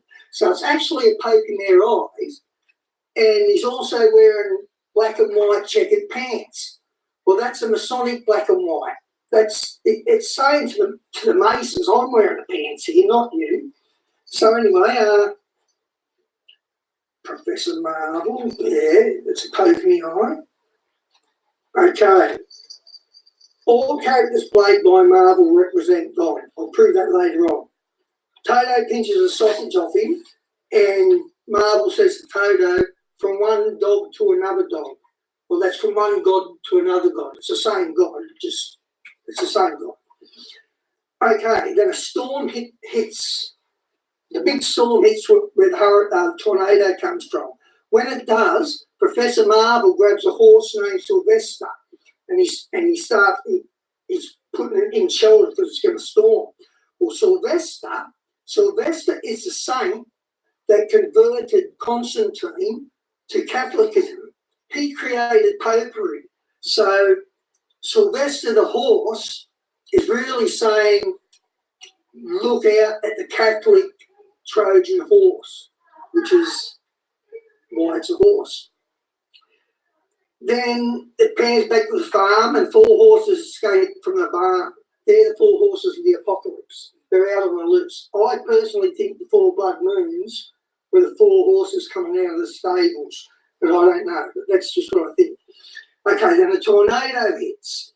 The tornado represents near-death experiences, tunnels. That's what's going on. Dorothy takes refuge in an indestructible house. The indestructible house represents God's house. She hides in there. The tornado hits. She gets knocked out. She's having a near-death experience, so she's going through the tunnel. She sees cows and chickens. Well, that's natural disasters taking our food supply. That's going to happen. So we all know that's going to happen. Then she sees 2 guys rolling on a rowboat in the air. They're the 2 witnesses like any day. I don't know how it's going to work out. But the 2 witnesses are on their way. Okay, the house lands. Boom. She opens the door. And when she does, she looks outside and just sees brilliant colours. That's heaven. And at the same time, you hear a choir singing. And it's a heavenly choir. It's singing up and it's heavenly choir. It's welcoming her. Okay. When she comes out, she's in colour now. She's wearing a blue checkered dress. Now, do you remember Marvel had the black and white checks? They're the Masonic. Well, Dorothy's got the blue and white checks. The colour blue means trust, wisdom, confidence, intelligence, faith, truth, and heaven. That's why she's wearing blue checkered dress, because that's what she's representing. The camera then pans over a lake, and the lake's glistening. They're the living waters. Okay. Then Glinda shows up. She shows up in an orb like a lot of ghosts do, and it's purple. The name Glinda literally holy. She's Glinda from the north. She's good and holy. She represents the Holy Ghost. And as I set up in purple, that represents royalty. So I'm telling you, Glinda is literally royal. You got the munchkins. They're like little children. That's because in the Bible it says, unless you make yourself like these little children, you will not enter heaven. These are the people that made it themselves who see the wisdom of what I end up saying, because I'll prove it a bit more later on. They know that there's something to this, so it really kills their faith, the sensible ones. Now, the Wicked Witch of the East, she represents Islam. That's That's Elmira, Arabic princess. That's what Elmira means. She represents Islam. Now she's wearing a black and white stockings. That's them checkered pants from the Masonic. That's that again, the black and white checks. That's always Masonic. That's always Illuminati. It's always satanic. Black and white tiles on the floor. You see this on the halftime shows in the Super Bowl and that. They're all rituals. You all know this. Okay, now Glinda starts singing about the house dropping out of the sky, and she goes, she brings you good news, for haven't you heard? When she fell out of canvas, a miracle occurred. Well, the good news, what is the only book known as the good news? The New Testament. She brings you good news, she brings you the gospel, and you'll see that play out as I reveal the meanings. So that's what that's all about. It's singing about the good news. She's bringing the gospel. Now, when she does that, then the camera pans back to the Munchkins. You'll notice a guy coming out of the sewers, and he's got horns. Okay, he's from the Lollipop Guild. Then the house began to pitch. That ends with the house began to pitch. The kitchen took a pitch. It landed on the wicked witch in the middle of the ditch, which was not a healthy scene to wish upon the wicked witch, who began to twitch and was reduced to death or switch in what was once holy Baal, which B-A-A-L. So declaring Islam's God, the wicked witch of the East, is Islam. That's who's the God of Islam. Good night, honey. There it Glad is. you joined us. Oh, Like this. I just knew it. Then it shows the soldiers in Oz. They're wearing green and gold. Australia's sporting colours are green and gold, and we're known as Oz, so that's no accident. Then they're real happy the witch is dead, and they're singing, "Wake up, you sleepy heads. Let's wake up, you non-Christians. You're just so asleep, you've got no idea." Then the mayor, they're all talking to the mayor. The mayor said, okay, it looks like we're back. I was up to Epiphany. The Epiphany is there's gospel in the Wizard of Oz. People are going to freak out at that because it's so obvious. Then Dorothy's talking to them, and they call up the coroner, and they start saying, if she is spiritually, morally, ethically, blah, blah, blah, they're actually vetting Dorothy. That's what they're doing, they're vetting Dorothy. Then at the end of that, they go, this is a day of independence for all of Oz and her descendants. But it really says, this is a day of independence for Jesus Christ and his descendants. What? Another 10 minutes. Another 10 minutes. Then you get the Lollipop Guild. That's where the sewer guy comes from. Through the Lollipop Guild. They've all got their hair moulded in the horns. Their hair's moulded in the horns. Also, they're wearing the Illuminati, the Masonic. They're wearing them as well. And they're scowling. They are literally the devil's guys. So the devil he's still got access to heaven at the moment. That's about to end. But at the moment, he's still there accusing us. So that's what that is. Okay. Now we get the Wicked Witch of the West. Notice she shows up from below in a big puff of red. Wicked Witch of the West. She represents the Pope. WWW. W is the sixth letter in the Hebrew alphabet. 666, the Pope. Put that with my Sylvester, the Trojan horse, who invented popery with Constantine. Put the Pope there as the false prophet, the Trojan horse. Beware the Catholic Trojan horse. The Pope is the false prophet. Everyone knows that. Now, the witch is dirty green. That's because green is one of the few colours that has negative sides to it. Now, she's a dirty green. She's not emerald green. She's a dirty green. Then she goes, who killed my sister? She represents the Pope, remember? And she's calling the Wicked Witch of the East her sister because the Jesuits created Islam. It's the Catholics behind Islam. if you do your homework, you should know this. Okay, the Pope is a false prophet. That's all there is to it. Now we get the red slippers. The colour red means passion, love, and desire. He's saying with the red, they represent Christ's blood. That's what the slippers represent. That's why the wicked witch get West Force from St. Man. If you look at a close-up of the slippers, they're little red blood cells, little blood, they're little scales. Sorry, I'm losing track here. They're little scales, but they're not really scales, they're blood cells, and they glitter because they're alive. Now, Glinda says to Dorothy about the slippers, their magic must be very powerful. It is. Christ's blood is the most powerful. Then the witch of the West says to Glinda, careful, Glinda, or I'll fix you as well. And Glinda says, be gone, you have no power here, because she hasn't got any power over Christ's blood. Okay, then the witch disappears again in a big puff, and she goes below again. And when she does, Glinda goes, quite a smell of sulphur.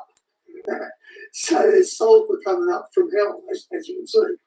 Now you get to the yellow brick road. The yellow brick road represents the Bible. Follow the yellow brick, follow the Bible to judgment. Now, why is it yellow? Streets of heaven are paved in gold. Yellow also represents food. Well, the Bible is the spiritual food. It's the spiritual food, so that's one of the reasons. Also, yellow is the holy colour. If you Google it, yellow is the holy colour. Now, next to the yellow brick road, you've got red brick. You've got a red brick road. The red brick represents Christ's blood. The red, again, love, passion, and desire. Passionately desires your love. So it represents that. So you've got the red blood of Christ and the Bible marching hand in hand. They leave the red brick, they read that out, leave that out of it later on because it's impractical to put in, plus I didn't know what it meant. Okay. Then Dorothy gets told by Glinda to never take them shoes off your feet for a moment. That's why if you trust in Christ while you're alive, she can't touch you. Now you get Scarecrow, Tin Man, and Lion. Scarecrow represents science with all his thinking. Tin Man represents psychiatry with all his emotions. And Lion represents Christian faith. The cowardly lion represents Christian faith. Now what I mean by that is, all the other religions think we're cowards for turning out the cheek. We know we're not. They think we are. You're going to get a shock soon because it won't be no more turning out the cheek. Now, science, psychiatry, and religion. They are three, that's who they represent. Them three are facets of Dorothy's character. They are all her. Dorothy goes a bit further on. She's with Scarecrow, and they get to an apple orchard.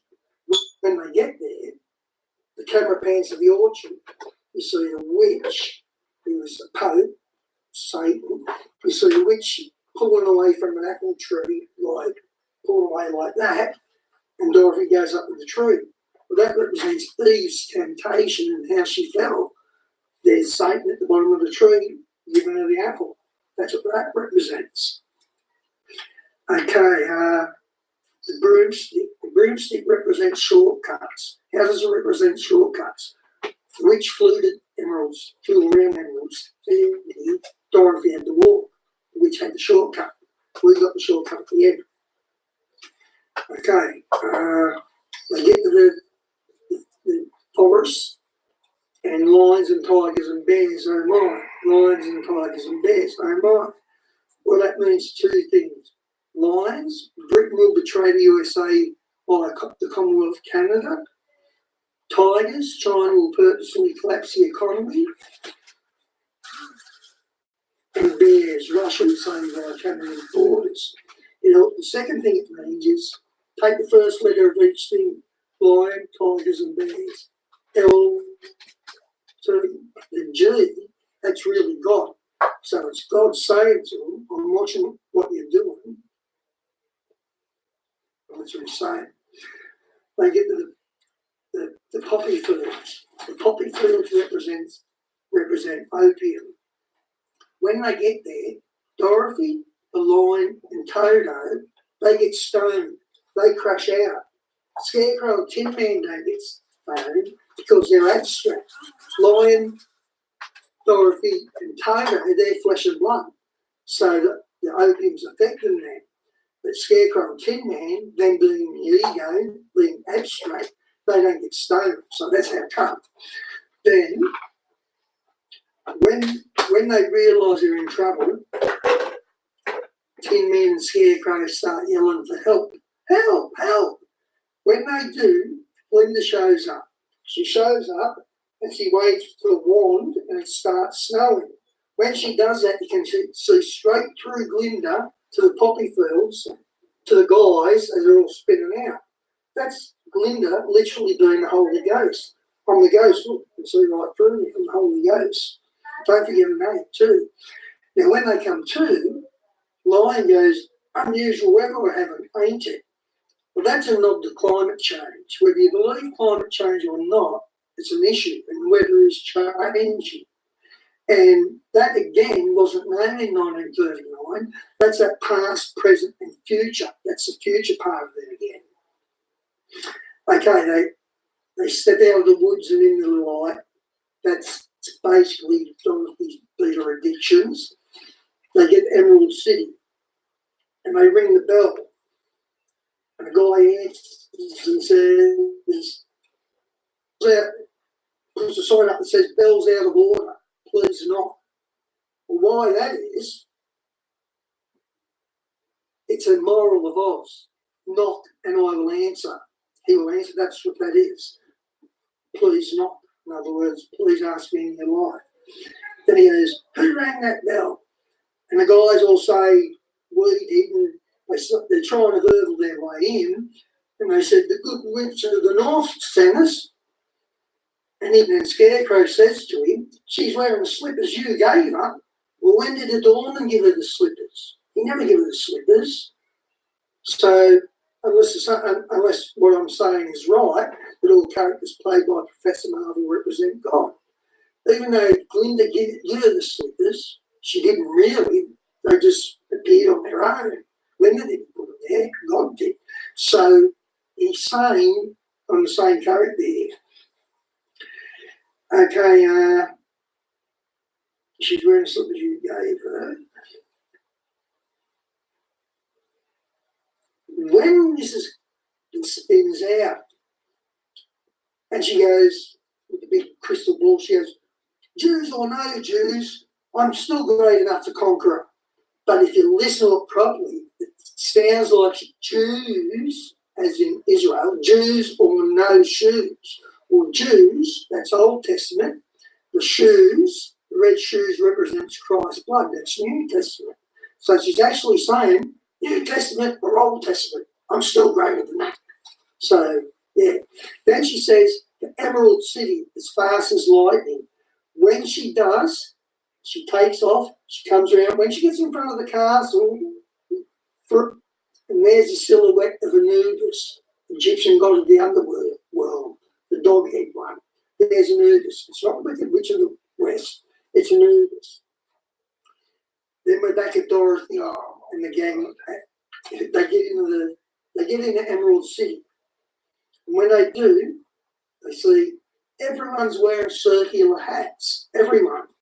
Well, what the circular hats represent are halos. And who the citizens are, they are the angels. They're the angels that are going to welcome us to the wedding feast. So they represent the angels. Now you get the horse of a different colour. Well, that's the different races of man. And it's also the different honest and nominated attention to the sky. When they look up, they see in smoke trails, surrender Dorothy. Well, then smoke trails represent chemtrails. Again, there's that past, present, and future side. Chemtrails were in the future. They weren't not known in 1939. But that's what surrender Dorothy represents, chemtrails. And also, surrender Dorothy. Remember, Dorothy means gift from God. So it's saying, surrender, gift from God. That's what it's telling you. As if you go, but that's what it's doing. Okay. Then Lion was king of the forest and starts singing about being king of the forest. And during the song, he says, if I click my heels, the trees will kneel, the mountains bow, and the fools kept our tower, and the sparrow will take wing. Okay, we all know a lion's king of the jungle, but he's not king of matter. So how's mountains and trees bowing to him? There's only one man in history who said mountains bow to him, and that's Jesus Christ. So that's what's going on there. Now, what's really happening with Lion, he's being anointed. He gets a red ribbon in his hair. That's the red blood again. So he's being anointed. He walks on a green carpet, because in heaven the carpet is, the royal carpet's green. Go and shut the door. Yeah, so have I. Just got my washing dropped off and got whinged at. I don't like this. Okay, the green carpet. He gets a green carpet. On earth, it's the opposite. It's a red carpet. And what walks on red carpets? Idols and celebrities. Idols. There you go. So he's also, in the high definition one, in the old one, it looks like he's wearing a green crown. But in high definition, he gets a blue crown. I told you what the colour blue means. And he also sings at the end, if I obey that.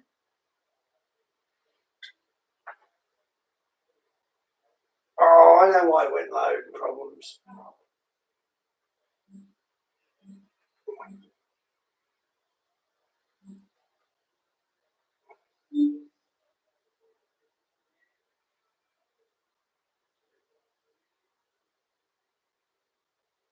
Idols. There you go. So he's also in the high definition one. In the old one, it looks like he's wearing a green crown, but in high definition, he gets a blue crown. I told you what the colour blue means. And he also sings at the end, if I obey. That's because you've got to obey Christ. Okay, they're going to front the wizard, and they're going up the tunnel again. Always, that's the near-death experience tunnel. That's what's going on. They're going up the near-death experience tunnel. Okay, when they get there, a big green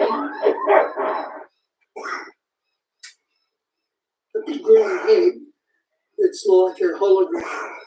That is the alien deception. We all know God's going to let the alien deception happen. That's what the Pope's setting up. His space brothers, we know this. So it's saying that's the alien deception. If you're not asking for God, you're not always going to get what you want, so be on guard. So it's the alien deception. Okay. Then they all get roused at, but Lion, when Lion fronts up, he gets a quick puff of blue smoke. Well, that's a subliminal message. Remember what I told you the colour blue means? Well, it knocks the Lion down because he's been hit with the full power of the Holy Spirit. So he's been knocked down. That's why. He doesn't know that's why yet, but that's what's happening there. So it's subliminal.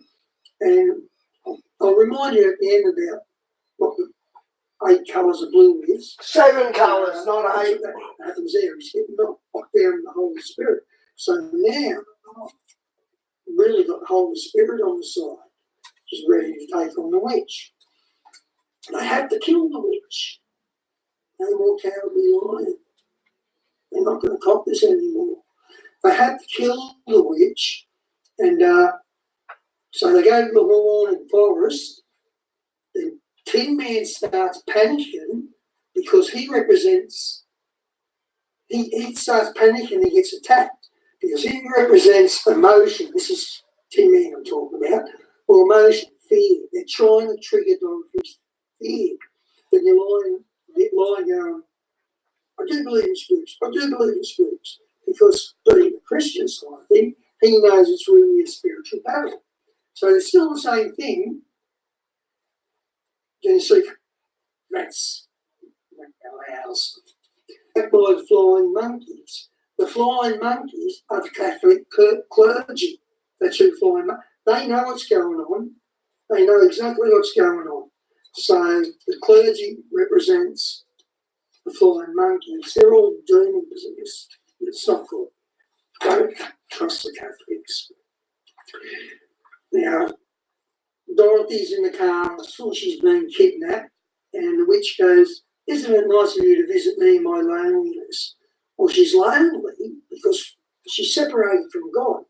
Now, if you look at people who go to hell and have hell visions, one of the biggest things is that you're separated from God and you're lonely. And that's one of the big terrors in hell, that you're separated from God. That is the most worst thing about it. Okay, now, she wants the slippers because she thinks she's going to get salvation. She goes to reach for them and they zap her. This is the Wicked Witch of the West. They zap her. That's because she can't touch Dorothy while Dorothy's wearing Christ's blood. So Dorothy's safe, so she gets zapped.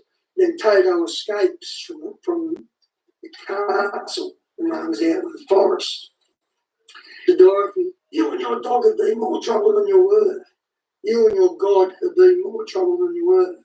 She gets an hourglass and she puts the hourglass up there.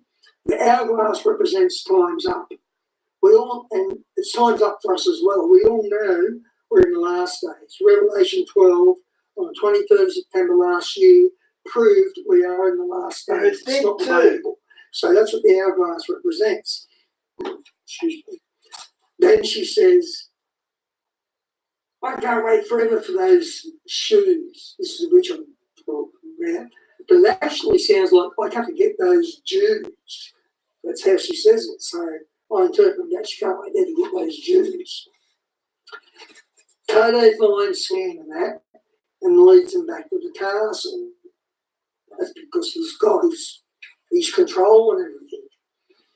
Now, when they do, they're climbing up the mountain, and Lion they're talking about going in to rescue Dorothy, and Lion goes, "Gods on our end there."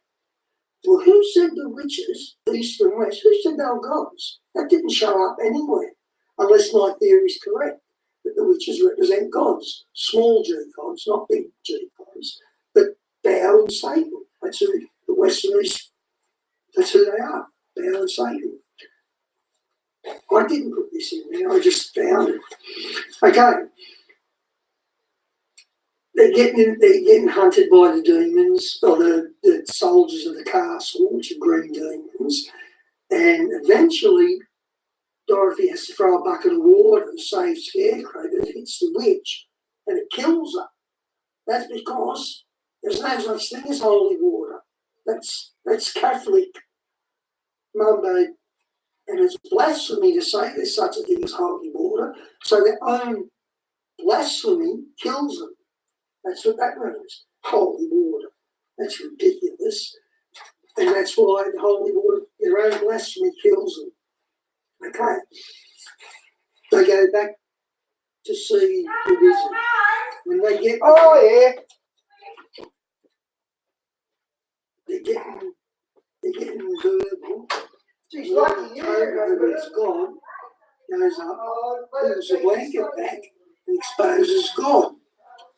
What the curtain represents is the apocalypse. Now, how does that work? The curtain, the apocalypse, the word apocalypse literally means revelation of hidden knowledge or revelation of hidden meanings. Well, I'm showing all the hidden meanings in the Wizard of Oz. There's dozens. So that's the apocalypse. It's not saying it's the end of the world, but it's certainly saying so that the curtain getting pulled back represents the apocalypse, revelation of hidden meanings.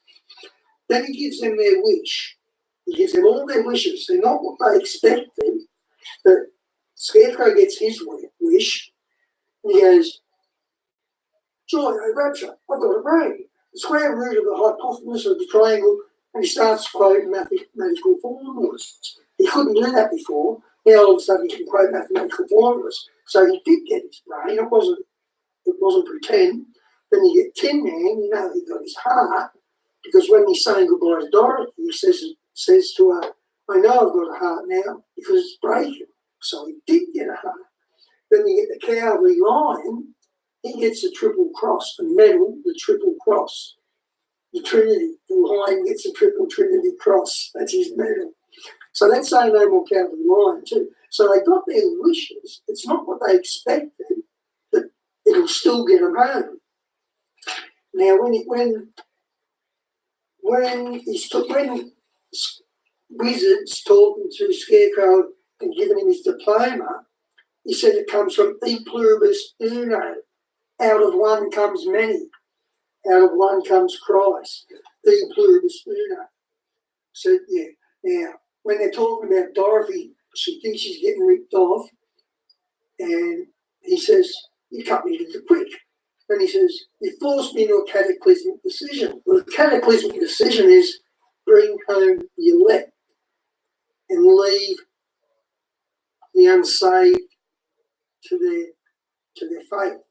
It's a cataclysmic decision because that is the biggest cataclysmic decision he's ever had to make since he created us, to bring home the elect and start the wrath.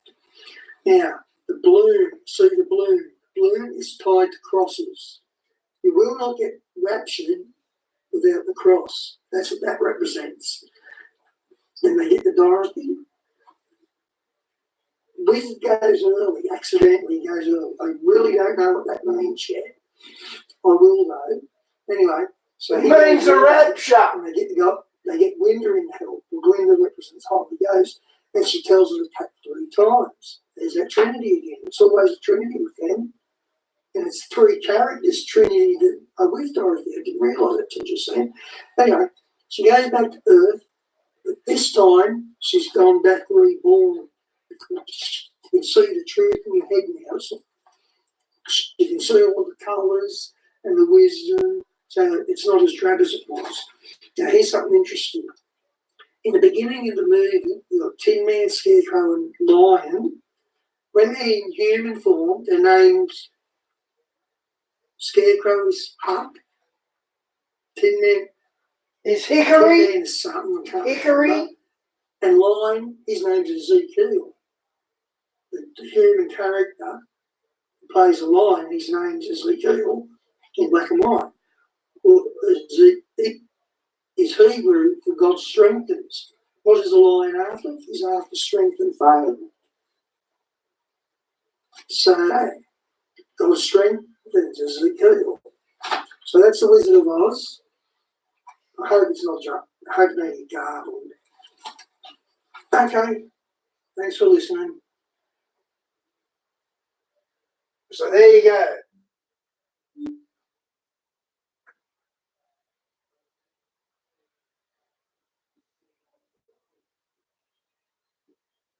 I have the privilege of introducing a dear friend, and I've got all this propaganda here. He's a internationally recognized lecturer, radio host, best-selling author.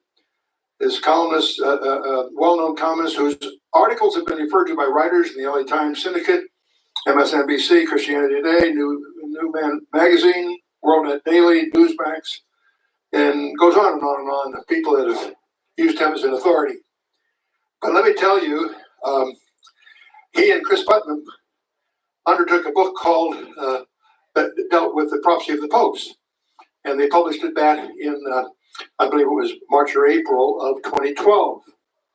And they, among other things, predicted that the sitting pope at the time would abdicate.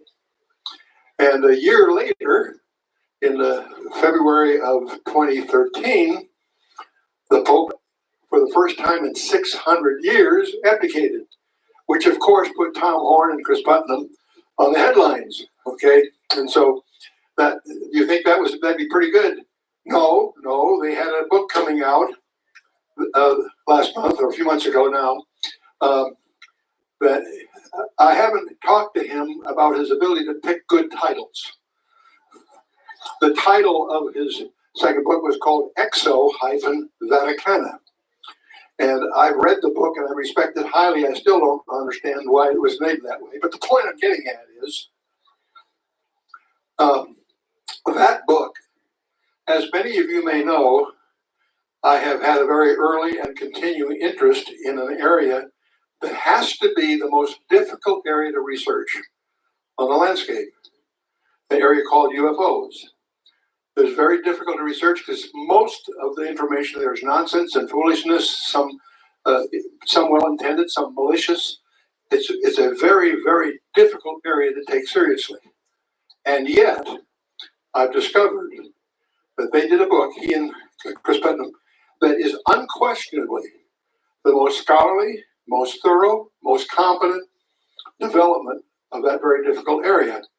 And among other things, it predicts it reveals that of all things, the Vatican is openly preparing to receive an alien visitor. Now, if that doesn't disturb you, it should. You weren't listening, okay?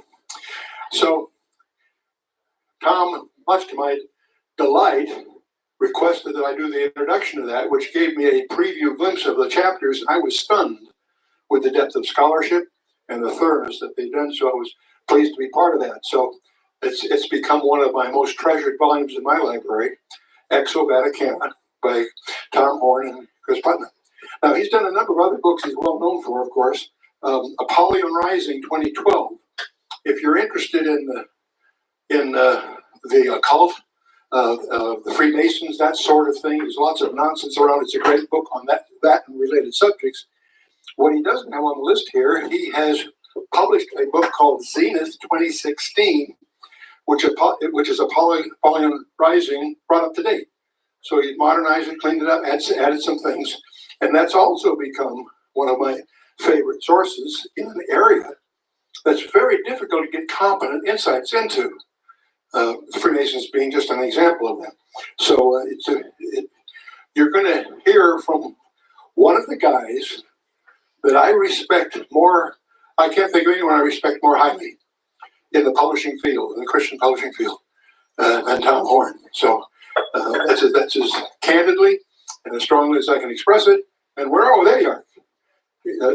That's as good as it gets, Tom. That's as good as it gets, Tom. It ain't get much better. Well, I was hiding back there hoping that he would keep on going on about all that stuff. I was really enjoying that. Can I get a copy of those notes? I might. We never do anything. Well, greetings, everybody. Are you enjoying the Strategic Perspectives 2013? I almost said 2012. I'm still hung up in the past, ain't I? Old preachers can't ever get out of the past, can't ever stop preaching the old sermons. I do want to say one thing. Last night, Peter Flant gave you that piece of artwork. He said it was one of 14. And I don't know how I felt about that. But if he's got 13 left over, I would think one maybe ought to make its way towards Missouri. Don't you think so? Put the heat on him. I mean, I'm just saying. Yeah, otherwise, maybe a Finn could come your direction for your copy. We'll just talk about that a little bit later. Oh, you're the crowd, and I'm supposed to be talking to you. I am glad to be here, and I was invited to come here today to talk to you, of all things, about the prophecy of the popes and how in the world did Chris Putnam and I predict a year in advance, not only that Pope Benedict would step down, but by the way, we got it actually to the month. And we didn't even know we did. We said in the book, if you read it, which came out before his resignation, we suggested that he was going to step down in April of 2012, citing health reasons, and be the first pope to do so, as you say, in 600 years. When April came and went, we thought, well, we missed the date, but the book's still important. But then when he did resign this year in February, the El Observatorio Romano, which is the official mouthpiece for the Vatican, gave an interview to the New York Times in which they said, well, really, he retired when he returned at the end of March 2012. He did it internally, made it official in April to the Curia, and we had actually got the month right. But there's another story if you read the book, because 61 years ago, a Catholic mystic prophesied exactly when Gloria Olivae, Pope Benedict, number 111 on the prophecy of the popes, would step down 61 years in advance. He said it'll happen in April again. The suffering, the plagues of the 11th century that are devastating so many townships and people, the wantonness, the hunger, and all of this is weighing really heavy on Malachi's mind. He was already a priest of the people anyway, if you know what I mean. And then 9 months later, now it's 1140, and he arrives in the Vatican City. And he is put off immediately by what he finds there. This is a time, by the way, in history that is known as the pornocracy. It was a time where the Pope and those around him and the Vatican, they embellished all of this privilege and finery and wine and pomp and circumstance and food and all of the splendor. And Malachi comes riding in with his donkey pulling some carts, and he has just seen what's going on across the then known world, and he is really offset by what he finds there. So he conducts his business with Benedict II, or with Pope Benedict. Time traveling here again, sorry. He conducts his business with Innocent II and gives an update on his diocese, and then he can't wait to get out of the city. And this is where things get interesting. Because according to history and tradition, as Malachi is coming up out of the Seven Hill City, all of a sudden something happens to him. First of all, he utters one line in Latin that is essentially a judgment upon the papacy. And the flavor of this judgment is that God is only going to allow this to go so long. That then is followed by a series of 112 lines that he writes down in Latin. Each one of these symbolic of each pope that would arrive in succession, with the pope following Innocent II, which is Celestine II, all the way down to the final pope, and that is the pope, he says, line number 105. That is the pope. Died in Rome, the church and the world entered the Great Tribulation period, ending with the destruction of Rome and the return of what he calls the great and terrible judge, that is Jesus Christ, who's going to judge his people, including this religious system that he had found at that moment to be so offensive. Now, that's what Chris Putnam and I started investigating, but it led to places that we would have never thought we were going to go. Bottom line this, it remained in the Vatican archives, the prophecy did, for about 400 years. We don't even know how it got into the Vatican archives, but somehow it did. And it was hidden there like so many other things have been hidden inside those secret archives. You know, the Vatican, they basically wrote the rules for Central Intelligence and the FBI. Much of what they developed in terms of concealing documentation is what we adopted into our intelligence agencies later on. But in 1595, a Benedictine historian by the name of Arnold de Wyatt publishes the prophecy of the popes. He takes it out of the archives, puts it in his 1,700-page book, Lignum Vitae, and it comes out, and it's now in the public forum. And here is the mystery. From that day and forward, the prophecy of the popes actually has seemed to increase in terms of its accuracy. If it had been a fraud concocted in 1590s, and they made the first part of it look like it was really real, right? Then you would expect it from that time forward, now that we can watch it, it would fall apart, but it hasn't. It's actually become more accurate, and this has implied something. It is implied that it is time to take a drink of this water. In addition to that, it has implied to some people that the prophecy of the popes was either, one, divinely inspired. Okay, Dad, good night, sis. I'm not far behind you. Some part of a great deception. Or number three, and this is the one that I tend to kind of lean toward 60-40, is that for whatever reason, this document has held a place of importance in the mind of the cardinal electors. And they have only been electing popes that could be seen in one way or another as fulfilling their line in the prophecy, and therefore it has become a self-fulfilling prophecy, whether or not it was ever originally given by God or the devil. For instance, Take just the last three popes as an example. Pope number 110, his line in the prophecy was, De labora solis, or from the Latin to the English, he will come through the labor of the sun. And this was the line for Pope John Paul II, who was born during a partial solar eclipse, and then years later actually died and was buried through a very rare hybrid eclipse. And so he literally entered the world and exited the world through the labor of the sun. Then came line number 111, Gloria Olivae. This was the line for Benedict, and this was the one that says he will be the glory of the olives. And this was interesting because in the lead up to the election of Benedict, there were a lot of the watchers of the prophecy, right? They were saying this guy is going to be a Benedictine priest because their symbol is the olive branch and their priests are known as the Olivetans. Therefore, the glory of the olives, he's going to be a Benedictine priest. Well, then the conclave came and they elected a German cardinal by the name of Ratzinger, who was not a Benedictine, and everybody was thinking, uh-oh, something just suddenly really fell apart